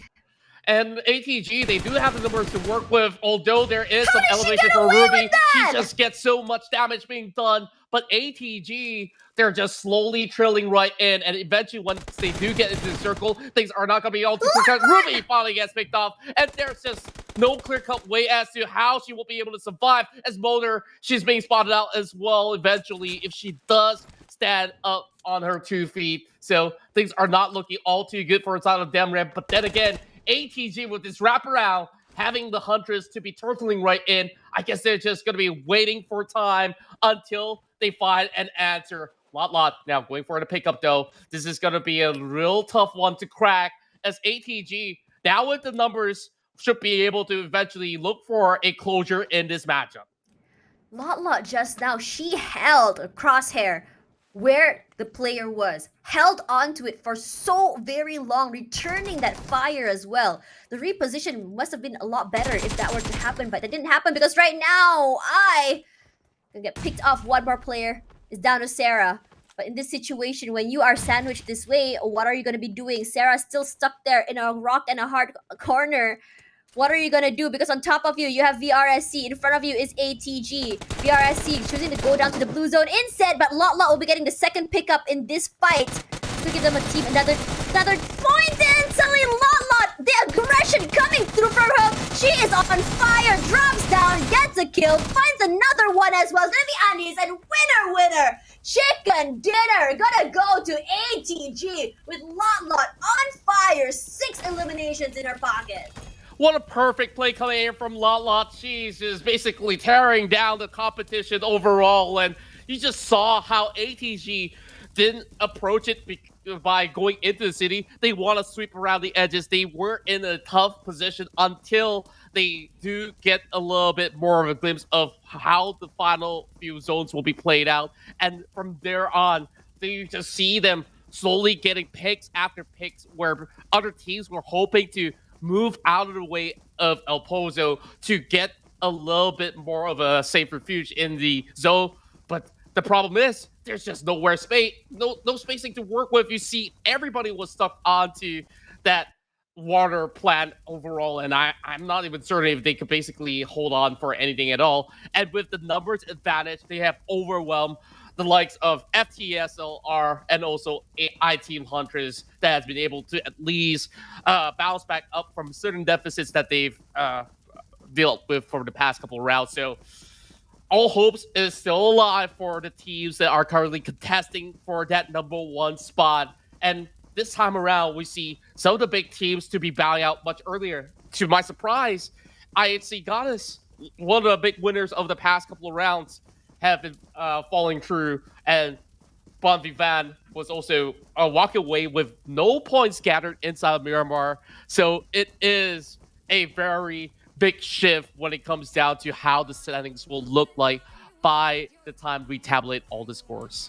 I think what's really interesting is the fact that these unpredictable circles have been making it really hard for our team to really kind of figure out how exactly they want to work with their rotations, how exactly they want to take these fights. Some teams are a little bit more well versed than others. We can see it from FTSLR, who are doing a lot better in terms of kind of like dominating or asserting their I would say their asserting their dominance on an area, how much control they have in that area. It's just a little bit unfortunate as they didn't get the high ground toward the bottom side, and being at the bottom side of the terrain, you already are losing out so much because you are losing out in terms of information, losing out in terms of your views, and losing out in terms of your angle as well. But I have to say that this particular round for FTSLR is one of their most aggressive that I have seen, despite the fact that their teammates is crossing through with the vehicle and they're getting shot at. You can see Fairy on the other hand giving them so much support as well as cover, and for so many times, if you look at the kill feed, Fairy has been getting so many picks over and over again. Exactly that, and of course, there's just so much to talk about here, but we're going to be coming back for more. Of course, for those supporters of ATG Asteria, this is that perfect game for you guys to rejoice and have your hopes to see them to be crowned as champions, but it's too early to call it just yet. We still have one more round to be played out here, and we'll be right back to see who will be the ones to lead the FSL PUBG Mobile Open Tree.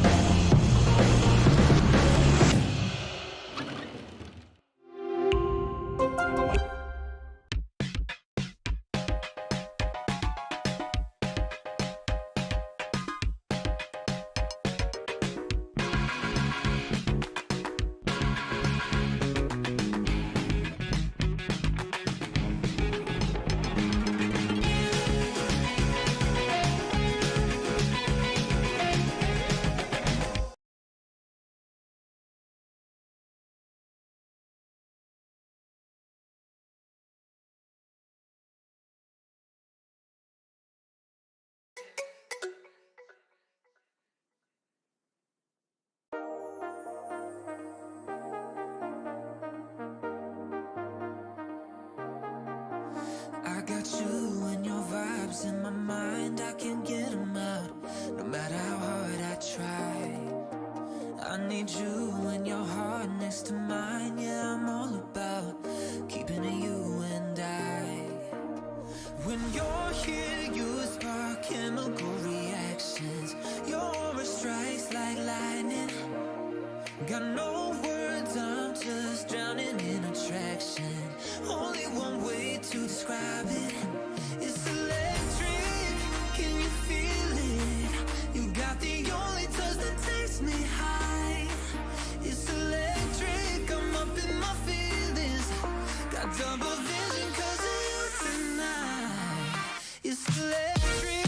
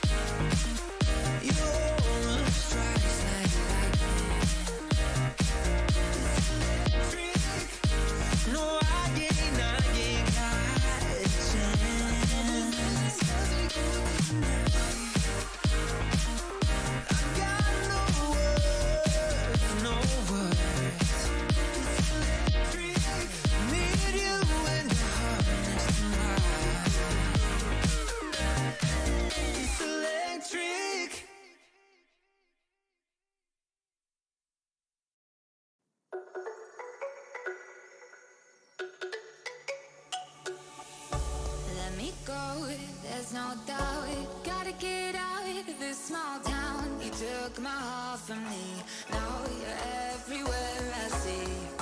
Set me free, let me fly, let me find new kinds of highs. We're just wasting here, waiting for another year.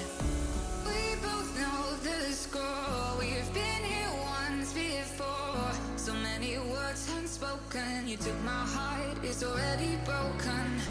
You don't have to wait, I can take the pain. I will surrender, let me go on a new adventure.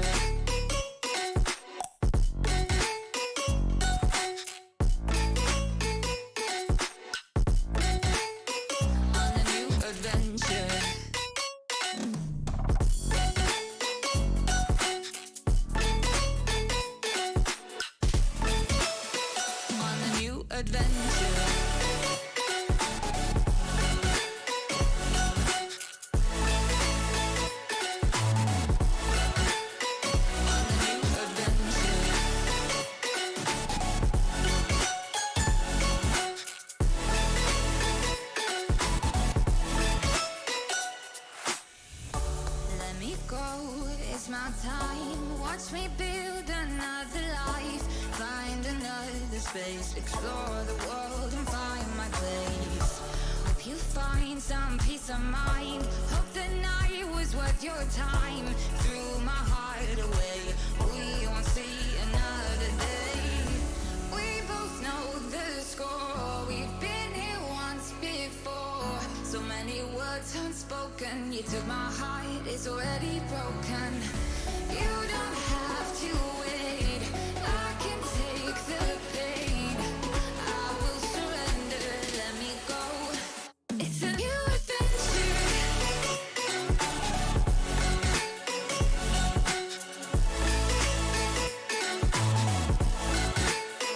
On a new adventure.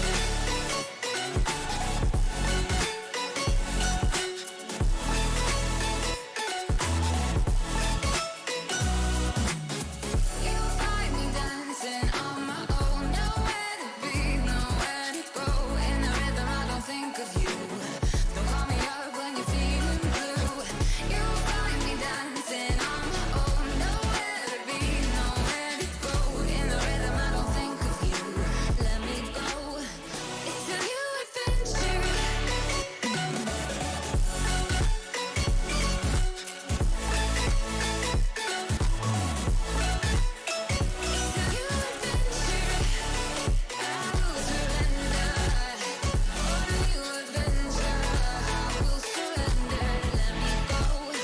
On a new adventure.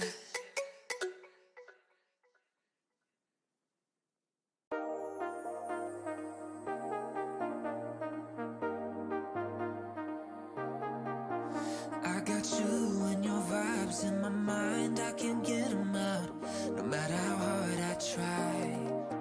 I need you and your heart next to mine, yeah, I'm all about keeping it you and I. When you're here, you spark chemical reactions, your aura strikes like lightning. Got no words, I'm just drowning in attraction. Only one way to describe it. It's electric. Can you feel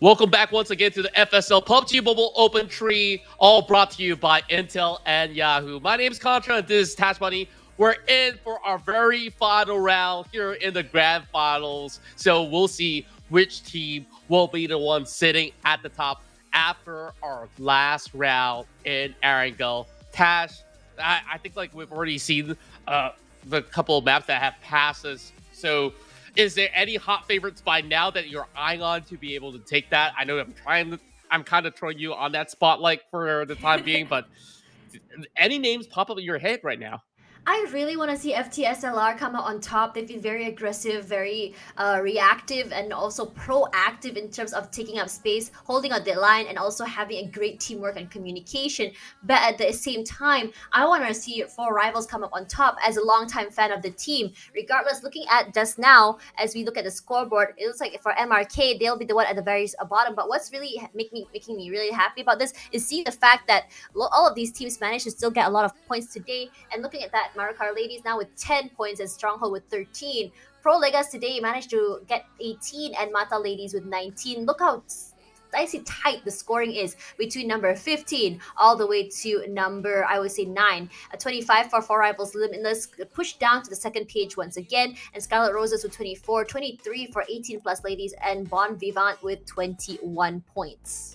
That's right, and we definitely want to see who's currently at the top of the table. ATG Astera, after securing that massive round of a chicken dinner inside of Miramar overall, have guarded themselves 27 points that skyrockets their way over to the top, and FTSLR are chasing right in as they have pushed down DBD Rubies by only a 1-point margin, as they are currently sitting in the top three. Sour Esports now with a 40-pointer. They haven't been receiving that many points ever since their first round win, and therefore can they basically find a final round chicken dinner to be able to shoot themselves back over onto the top end of the podium. So IHC Goddess with 36 points, 33 for iTeam Huntress, 30 for Damrim, as well as Magna Rivians. There's still a little bit of opening, but that will require a lot more effort for some of these teams from the top 5 and below to be moving over to the top end of the playing field. So I guess like currently we do have ourselves like a 4 to 5 way horse race. So I'm definitely excited to see who will be crowned as the queens of the PUBG Mobile Open Tree. But for now, let's move into our final match of the day. Let's go, everyone. We're going to go back to Erangel. Now, for this particular map, the flight path is not necessarily the worst we've seen so far today. I think this is actually one of the nicest one, starting off at Southern Jajapal all the way to Novorepnoye. Now, if you look at how it's going to go, I think from trends today, it's always where the circle will go to the opposite side or where the flight path is. So maybe I'm projecting a Yasnaya Polyana circle, perhaps. Regardless, we have seen teams who prefer to go to SMB. They don't really have a problem going back into mainland, but boy oh boy, the rotations that they go through has been an absolutely long one. Well, you know what will be a fitting ending? I would always say a Sanhok military base circle will be the best to witness. But then again, of course, that will definitely be a struggle for the rest of the squads overall. But then again, I mean, as viewers, we love the struggle, right? True enough. And then you look at the past couple rounds, it's been nothing but struggles, I would say, for her most part. So yeah, I guess like by now they have been attuned to all these circumstances that have been thrown at them, and I just love the adversity when it comes down to how teams have been able to adapt to it. But now we're going to be moving this circle towards the western part of the map, so there is still a lot of areas where teams will still be able to find themselves to be pretty safe at. But just look at Pachinki. There's a little party going on. I think I see ourselves 3 squads, some on the outskirts, but we have Pro Legas Maxine as well as Baraka Ladies to be planted directly into the middle of the map. What I really like about these early circles is that everyone kind of has this unspoken agreement where, okay, we're just gonna, loot here. You stay in your end, I stay in my end, and we're gonna have a good time. And I think for some teams, right, they just like to loot and they're like, okay, let's get out of here, skedaddle. I don't care about this area anymore. Tash, I guess like there's always this trend when we end in Erangel. all these teams who may not actually get that opportunity to score like the highest points in the standings will be like, you know what? I think like we've already had a lot of serious talks and all. Now that we're not winning, let's might as well have fun. And it looks like BB is the first one to be tagged out of this Oh matchup. man, Instead, literally one tapped. Stronghold will secure themselves that one pointer for first blood. Oh man, for BV, right? I think like today is one of like the strongest plays, especially in Miramar just now. And I think I had like a lot of expectations for them, a lot of high expectations when it comes to them. And seeing them getting knocked out, is one of the players knocked out so early, is very, very unfortunate because without the numbers, they're gonna be in a situation where it's a little bit harder to land those chicken dinners. It's a little bit harder because you're not gonna have that firepower anymore. But for MX, you know what's really interesting about them today, I noticed, is that while they are the team that I would say having like bad luck in terms of their rotations, when they move to one area, they meet another team. But oh my god, Michi, she just opened the door. I'm like, surprise, I'm here. I'm just gonna swing through. But the other members, look at that. Piano will be the one knocked off, picked off here. This aggression coming in from every single member is making MRK's life hell right now. They want to get a pick off here. Elsa, she wants to get one, cooks that nade. The question is whether or not it's gonna hit. Throws it out, and is it a Kobe? No, not quite. It's on the outside, but she follows up with the spray. Again, no lead hitting any bodies. Well, still a dire attempt coming in from the entirety of the squad. Although they did lose out Piano, now here comes the force push, but they managed to get the revives done already. She only has a tiny little Uzi. Maxine should be able to get herself ready for a little bit more of a push. But with that grenade, though, that will hold them ever so slightly back into this current HUD. And that actually gives advantage to the squad. Well, FTSLR, they finally storm right in. This is supposed to be their city to take, but since they did manage to notice, what a big one coming out. Elsa squeezed it perfectly through the windows. Oh man, that was a very, very tiny window. And she does get the information where she's gonna be. Muffin gonna be repositioning herself, gonna be playing prone. But she has to remember, her teammates are no longer there. She's the final girl left standing. Eats a little bit of damage from that nade. She needs to find a way out and fast. If she wants to go for those placement points, that Molly will at least buy some time, but she's eating more nades here. She's in a situation where she has to leave, but surprise! She got off guard right outside. They knew exactly where she is. That was something that nobody expects. Mufar is just waiting by the corner of what the ledge. Like, who would expect that angle? So that was perfect execution coming up of Morocco ladies, coming out of Thailand. And FTSLR, they've heard all that ruckus, so they want in on this. They know that some damage has been done to the side of MRK, and therefore they're just hoping to hold them back with this double split going on between Peanut as well as Ferry, while four rivals are hoping to get past into Ruins later on, but they are basically taking the cube section over a northern part. Stalwart Esports on North George will enjoy a lot more spoils of war, while IHC usually takes the slow approach, wrap it around the edges before it closes further in. So there's huge possibility of a 50-50 split right now between shooting range as well as Gatka, but other teams are basically doubling down that it will still be in between the midst of Ruins as well as School.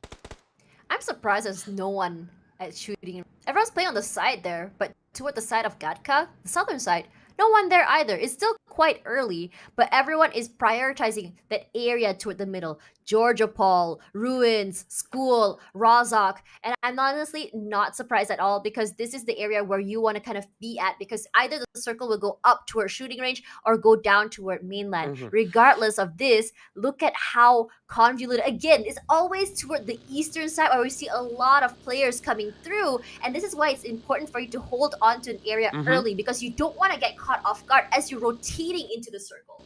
But there's also a very huge valid fact for the part where most of these major cities are belonging towards the eastern corner map, whereas as for shooting range, other than those loots that are available on that part of the region, everything else is basically borderlands, you know? Like, it's just open fields, and there's just nothing much to get around with. So after the teams are done with looting, that's where they are finding themselves an area to plan. Mata, they climb up the heels of Gatka and they're hoping to find some pickoffs over onto the high elevated angle. But all the other squads are just taking their sweet time, and especially if you take a look at ETP as well as IHC. They're still waiting out for the first phase. They know that it's not too telling as of yet, but we do have a player being sent out, and that's going to be for Magna Ravens. She is already out of the game. We're on QN right now. They have so much space to work with, but we can see that Fairy already getting another kill onto MRK. And I think this is the second time in a row today that we've seen Fairy really kind of like really do her magic when it comes to going against MRK. It's just so unfortunate that I think their rotations seem to be coinciding. And every time MRK passes by them, we can see at least 2 knocks from the side of FTSLR. Now, as everyone is going toward the middle side here, ATG again playing the later rotation. And I don't blame them. It's been working out so well for them when they come through. Regardless, for this, I will be the one. Mata in trouble, hopping off the vehicle, but the area is not on her side. That high ground advantage will be giving it to work.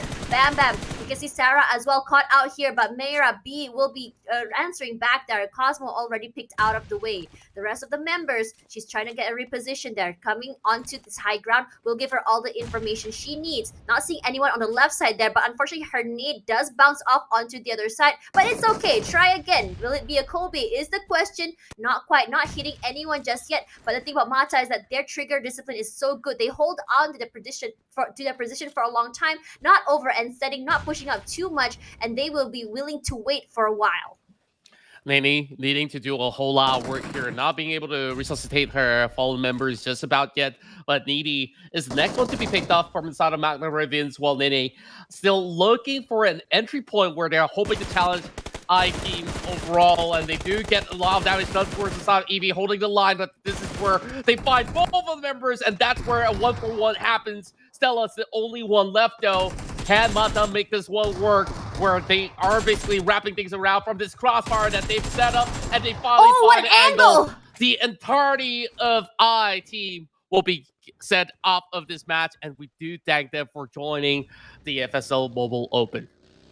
Man, Bam Bam has been absolutely on fire today. Very proactive with those rotations. Really good with the flanks as well. Finding a way to get a pincer on the enemy. They were not expecting them to come up. As soon as we saw I kind of move forward toward them, we did not realize that Frozen's was over on the other side.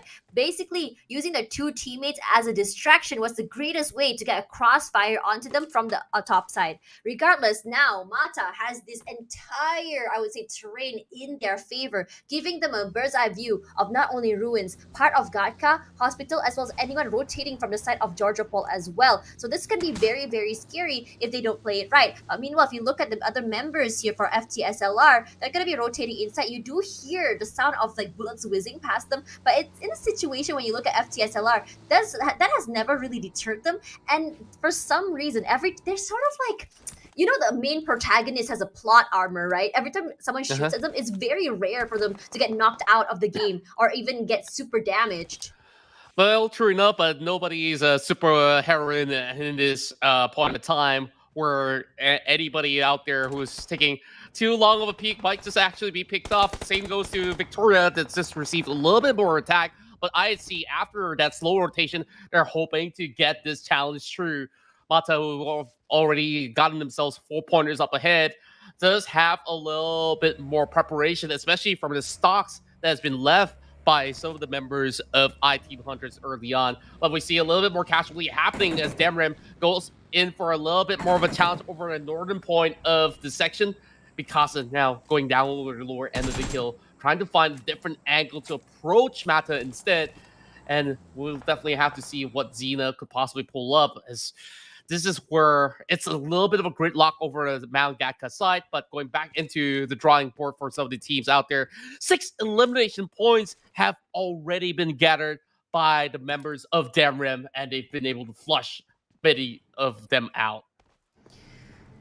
When you look at this map in particular, the aggression for that area, because this circle is more on the, I would say, main side here. A lot of teams have a bit of more idea how exactly to rotate and play this area. But look at IHC taking up the mantle where exactly the members of I were. But the circle will be Wow. going toward Georgia Paul. What a plot twist here. And now for IHC, this is a great terrain to take. If they were to take it out of the way, they'll get to kind of like play the gatekeeper here, and they can't kind of like reposition themselves. But IHC saying, okay, it's not worth going against Mata up here. Let's just reposition and go straight inside of the circle. And I think this is a trend we've seen from them, Mhm. at least throughout of today. They're quick to go inside of circle and reposition themselves. They're not really kind of like Exactly. bothered with trying to get high ground or areas for gatekeeps for kills.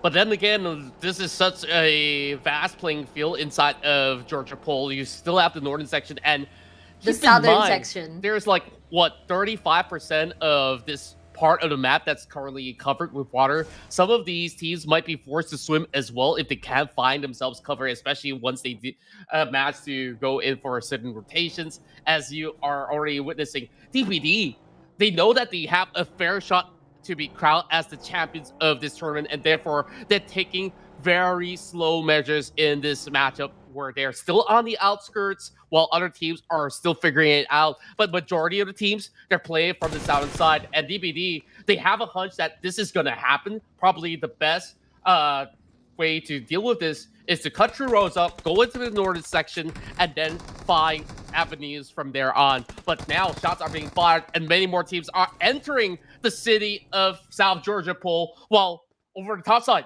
it's absolutely empty. Nobody wants to be the Queen of the North. Queen of the North. Definitely a thing that's being fought at over here. We saw a nade thrown out. Didn't quite hit anyone just yet, but Kaya in this area caught with her hand in the cookie jar. A grave situation to be in. Hate gets that revive onto her teammate Trixia back up online, but Kaya will be the one to pay the price. Regardless, gonna be throwing out a nade there onto BV. Regardless of them not having one more player to kind of like back them up, they're still as aggressive as ever. Hate coming in from the other side. She has to reposition. She can kind of go for the wraparound to the back side if they want to, choosing to go with her teammate instead. Holding hands can be a good thing here, but if you look at MQN, finds Fairy on the other side, but Nasty Ooh. blows herself up, unfortunately. Look at that.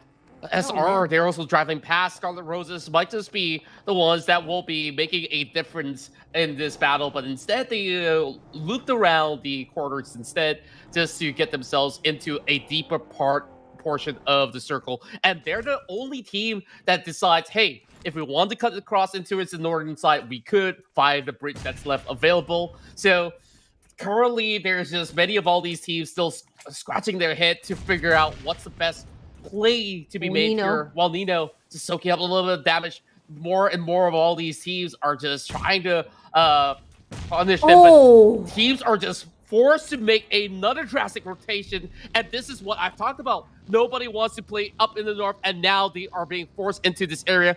Stalwart Esports is the only one there, only by the edges, coming in from the northeast section.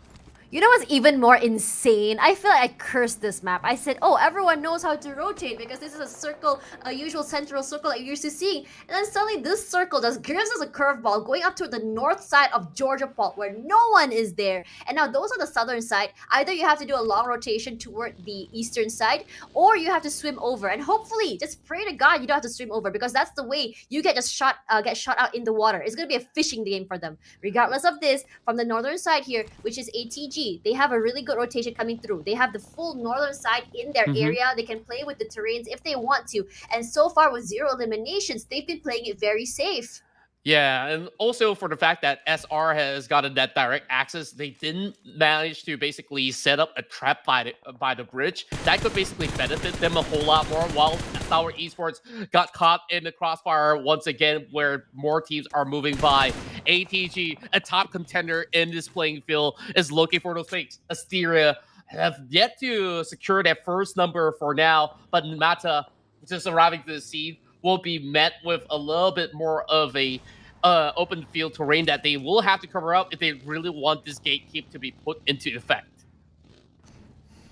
This reposition from Mata just now, very aggressive. And they do want to take this fight. They love playing the gatekeeping game, and they are going to keep ATG out as long as they can. Duka with those sprays, none of them actually hitting anyone just yet. VRSC now in trouble, but it's 3 different teams in one small packed area. Ruha on the other side alongside Duka. Look at Ruhe actually pushing up there, trying to get a pickup onto the teammate. Not going to be stopped there, but also a pickup for Shabu as well by Ruby. This time it gives them at least their numbers back to 2. They already lost 2 as well. They need all the help they can need. Lil Yuka, where are you over there? Gonna be picked up eventually. No problem at all as Duka on the other side trying to get that damage come through, but it's gonna be Anis from the other side of the map dealing in that pain. Unfortunately, not getting to get a kill there. It's not gonna be really an issue, but Lil Yuka finally gonna get blown up there by Ruhe. Ooh, but she blows herself up in the process as well. That's a little bit of a huge casualty coming in. A major mistake. I think like she just overcooked that grenade. Now, Stalwart Esports need to save not 1, but 2 of their members that basically have themselves being sitting ducks, and Shabu will claim 1 in the form of Ruhe. So things are not really looking all too good as the first movers into the city have been having a little bit more of an upsetting play overall, but Mata still trying to gatekeep ATG. They did manage to get 1 knock earlier, but they've been able to get the revives done. Lot, the one that have been able to clutch inside of Miramar now, being pinned outside of the blue zone for the time being. In phase 4, it's still tankable for the time being, but then again, they don't really have the angles to pull through against Mata. Mata still holding on. This high ground advantage has given them so much value. As Nini wraps around over to the other side, she can go for either a flank, but look at Jazz. Being all the way on the other end allows her to see that to happen. Lot eating in that damage from the blue zone, finally getting into the zone with a sigh of relief. But Mata, as we know, trigger discipline, very, very strong. Not the type to overextend, not the type to go over aggressive.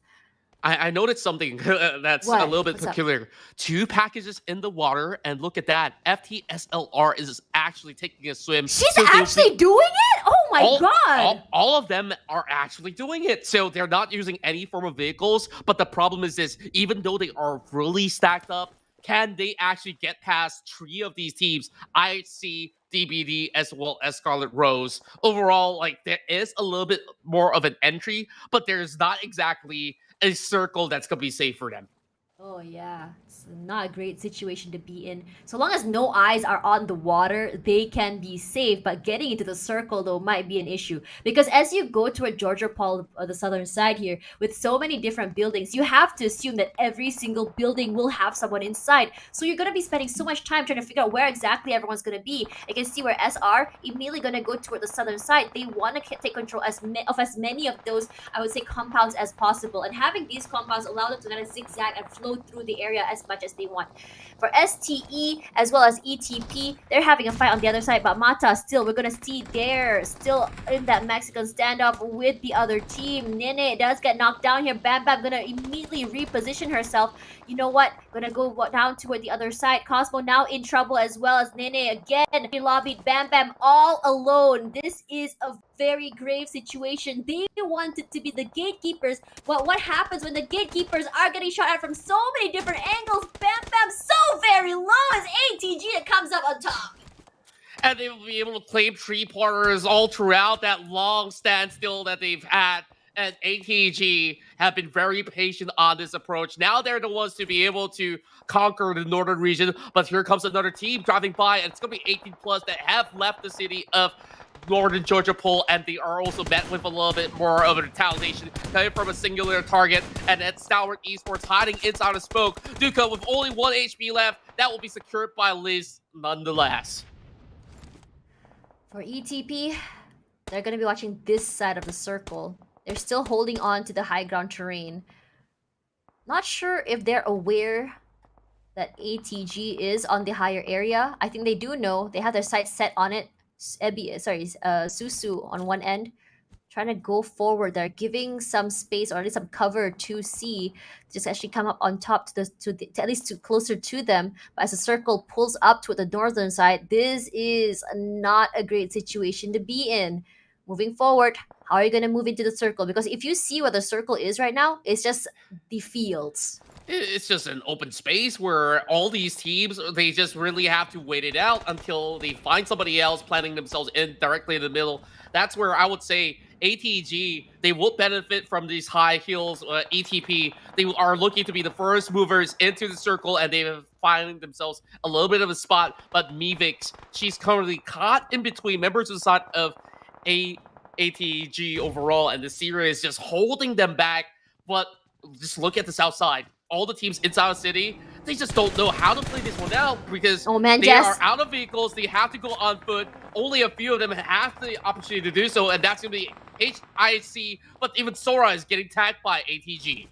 Yeah, this area is just so very open. There's barely any terrains. The fact that IHC manages to get this area with the rock to give them cover is so very good as well. But Mikasa on the aggressive, nasty, gets knocked down. Here comes the Molotov just to cook them through a little bit extra. She likes her meat well done. Regardless of Mikasa, she finds Lotla. She sprays out. She gets one. Right beside her is another. It's a firing range, a shooting squad toward ATG right now. And Jazz finally gets flipped. And Mikasa will be trying her best to send her to the lobby, drops down, and her teammates aren't able to even respond to that. And now Mano as well gets picked up there. It's going to be from ETP. They are sandwiched between two teams, and they can't do anything about it.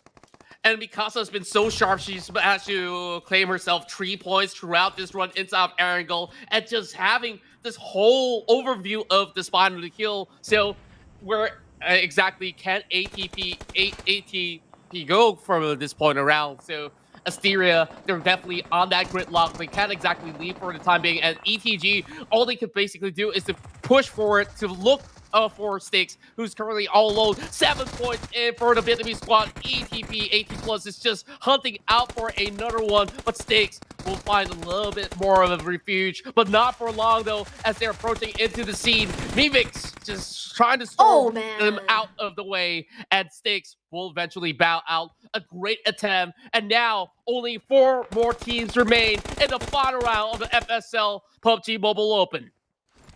Man, ETP has been so good at playing Ring Around the Rosie through the smokes as well, knowing how exactly to kind of manipulate as well as confuse their opponents. Now, Snee with the aggression coming through, not able to get a knock, but she's just going to go for round number 2. Flynn manages to just zigzag out of the way. Nade's gonna be cooked here. Not Nade, sorry. Some smokes will be actually put up there just to give them a little bit of space. But oh my god, it's actually a Nade. It's her Nade. Not quite sure what happened, but Linzer will be taking it to her advantage. Gonna get a pickup here from her teammate as the other teammates try to do something else in between. But Mivix will be the one to find Mikasa, get her out of the game. That's gonna be huge. Gives them a lot of breathing room if you think about it, because Mikasa's been a little bit too aggressive. Exactly. So these 4 teams currently hiding by the outskirts, and it goes deeper into the open fields once more. And we're just looking at IHC just attempting to suppress everybody else, but they do have one member being knocked out. Scarlet Rose, this seems like a very tough area of play where they're just being surrounded from left to right. So IHC just being held back as they find themselves right behind a rock and the hard plays, of course. But 18 Plus just gives them a little bit more opportunity to storm against the rest of Scarlet Rose. And we have Susu leading the charge. Oh, man, Sora will Sora be taken out instead. And IHC, they might not have the numbers to book out, but they do bring one down for the side of Scarlet Rose. Make that 2. Quick snaps coming in from the side of Anna, while the rest of FTSLR, they're booking themselves the slot into the final zone. Oh man, Anna taking up so much damage, but she's not done quite yet. But Susu gonna find her through the smokes regardless. And now Susu gonna just spray and pray. She still finds one, and now she's gonna meet up with her teammates all the way toward the other side. Now it's a 1v1, not 1v1, but 1 team versus 1 team, 2v2. Not quite. It's gonna be Anis all alone. 1v3 rather. What can Anis do? Her against a whole army is gonna be. See, she gets a pickup onto her. This is huge. And now suddenly as the numbers dwindle down, this is huge for her. If she can get the isolate, this will be huge. Cooks up the nade, throws it out, has no clue where the other members of ATP are. She's going to be hiding behind this care package. Molly as well, just to give her a little bit more space, a little bit of zoning there, just to separate the 2 teams. But for the other member of ETP, they know exactly where she is. They have throwables to play with as well. There's 2 more grenades. This could be lethal for Anis if she's caught off guard. And there's just so many smoke trails being set up. Ani still hiding behind that care package, though. Know that they do have a clue, but Mivix sneakily approaches the higher grounds instead as they slowly seek through the terrains. They still cannot spot her out. Here comes the grenade coming in from Suzu. This will be landing into only the other side of the grasses where they couldn't spot Annie's just of yet. But Mivix, this could be a really good opportunity with so many points gathered by 18 plus. If they do secure the chicken dinner, will it be enough to be having the Vietnamese side to be crowned champions? Or can FTSLR, one of the top contenders of the tournament thus far, to be able to secure themselves the final hurdle here to suppress the rest of 18 plus? That grenade does connect, but not enough to bring down Mivix just yet. Oh man, this is a pincer coming in from ETP. What are they gonna do? Mivix just playing it very, very quiet, not reacting just yet. They are setting out a crossfire to find her, not allowing themselves to be separated, to be isolated is the name of the game. Anis, we have seen her great on 1v1s. She's been great with those snapshots as well. Her nades have been very, very lethal. Ani is going to throw one more out. This time not going to be clipping anyone just yet. But in this situation, we are in the part where the circle will be pushing through. The first one to be seen, will be in trouble. Ani is surprisingly not getting shot at all. She gets one knock, 1v1, and oh my god, I can't believe this is happening because FTSLR comes up on top despite a 1v2, 1v3, honestly. That's 8 elimination points, all secured. 4 by Anis herself to clutch that 1 versus 2. Walks away with a chicken dinner. And this is possibly a ticket for them to claim themselves this championship title after the span of 5 rounds of play. Could this be it for FTSLR? Or could it be another squad that's standing in the way? We'll have to find out after this. And I just could not believe my eyes. It was a perfectly played game by majority of the ladies that have participated throughout the span of this FSL PUBG Mobile Open Tree overall. And just look at how well all these squads have played out. We give props to all of them for participating for the past couple of days. But my, oh my, this team started off with very little points, have been able to surge for the past couple of rounds. At FTSLR, they are looking at the title right now. Could this be theirs? I am so shocked by Anis. In this situation, 1 versus 3 is not, and getting a chicken dinner is not something I expected. I was expecting perhaps maybe a situation where she's managing to get maybe 1 pick or 2 picks and then finally going down. But the fact that ETP was not proactive enough to wrap her out or pincer her or react to the information they got from her is the problem here, because Anis was just so good at getting that cover and moving. Every time she throws a throwable, she repositions herself. She is as sneaky as a snake in grass. She was literally a snake in grass, and it's just looking so very good for her, giving her the chicken dinner, the last one of the day. And just look at her reaction speed as well. She just quickly snaps onto their second target. And there's multiple ways that you could basically play if you do have the advantage of numbers. And I guess like what they could basically do is have one person bait it out, and you just have the full trust on that secondary member to be able to land those shots because of the distraction that was created. But even so, just look at Anis. She's just playing out of her mind. I think like she just entered the realm of Matrix to figure all these out. And I just gotta say, like, that is possibly the game-winning play coming out from FTSLR Hera. But I think, like, it's too soon for me to call it. So I think we'll go on the break and we'll figure it out after this. So, of course, all this is brought to you by Intel as well as Yahoo. We'll be right back.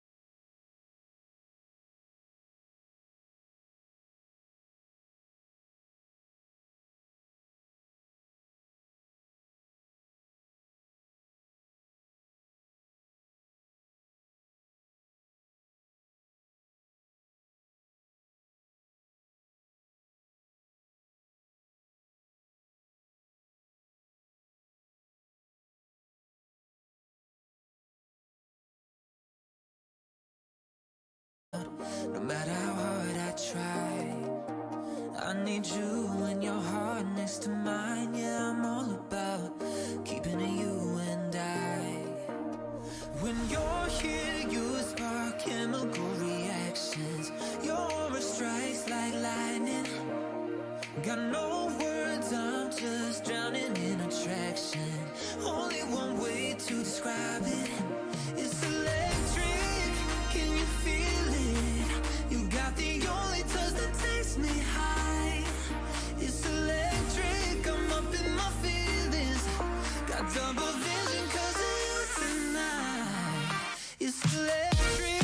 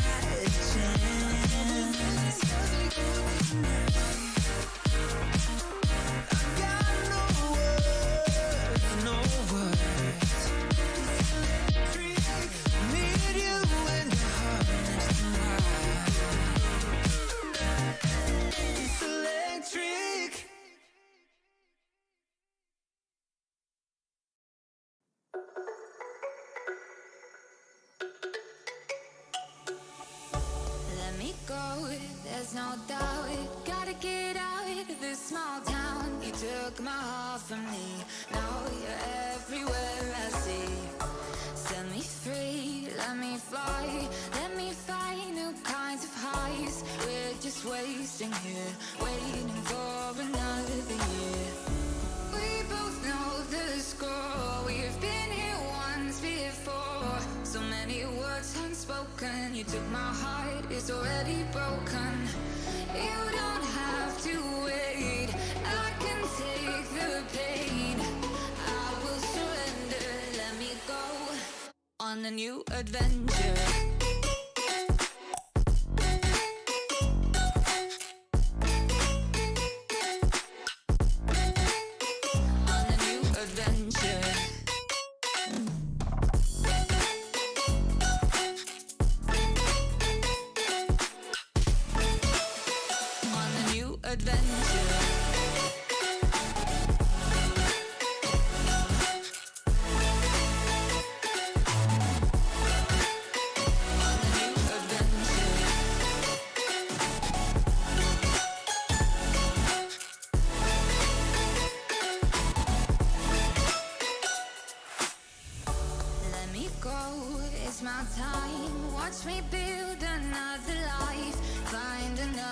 space, explore the world and find my place. Hope you find some peace of mind. Hope the night was worth your time. Threw my heart away, we won't see another day. We both know the score. We've been here once before. So many words unspoken.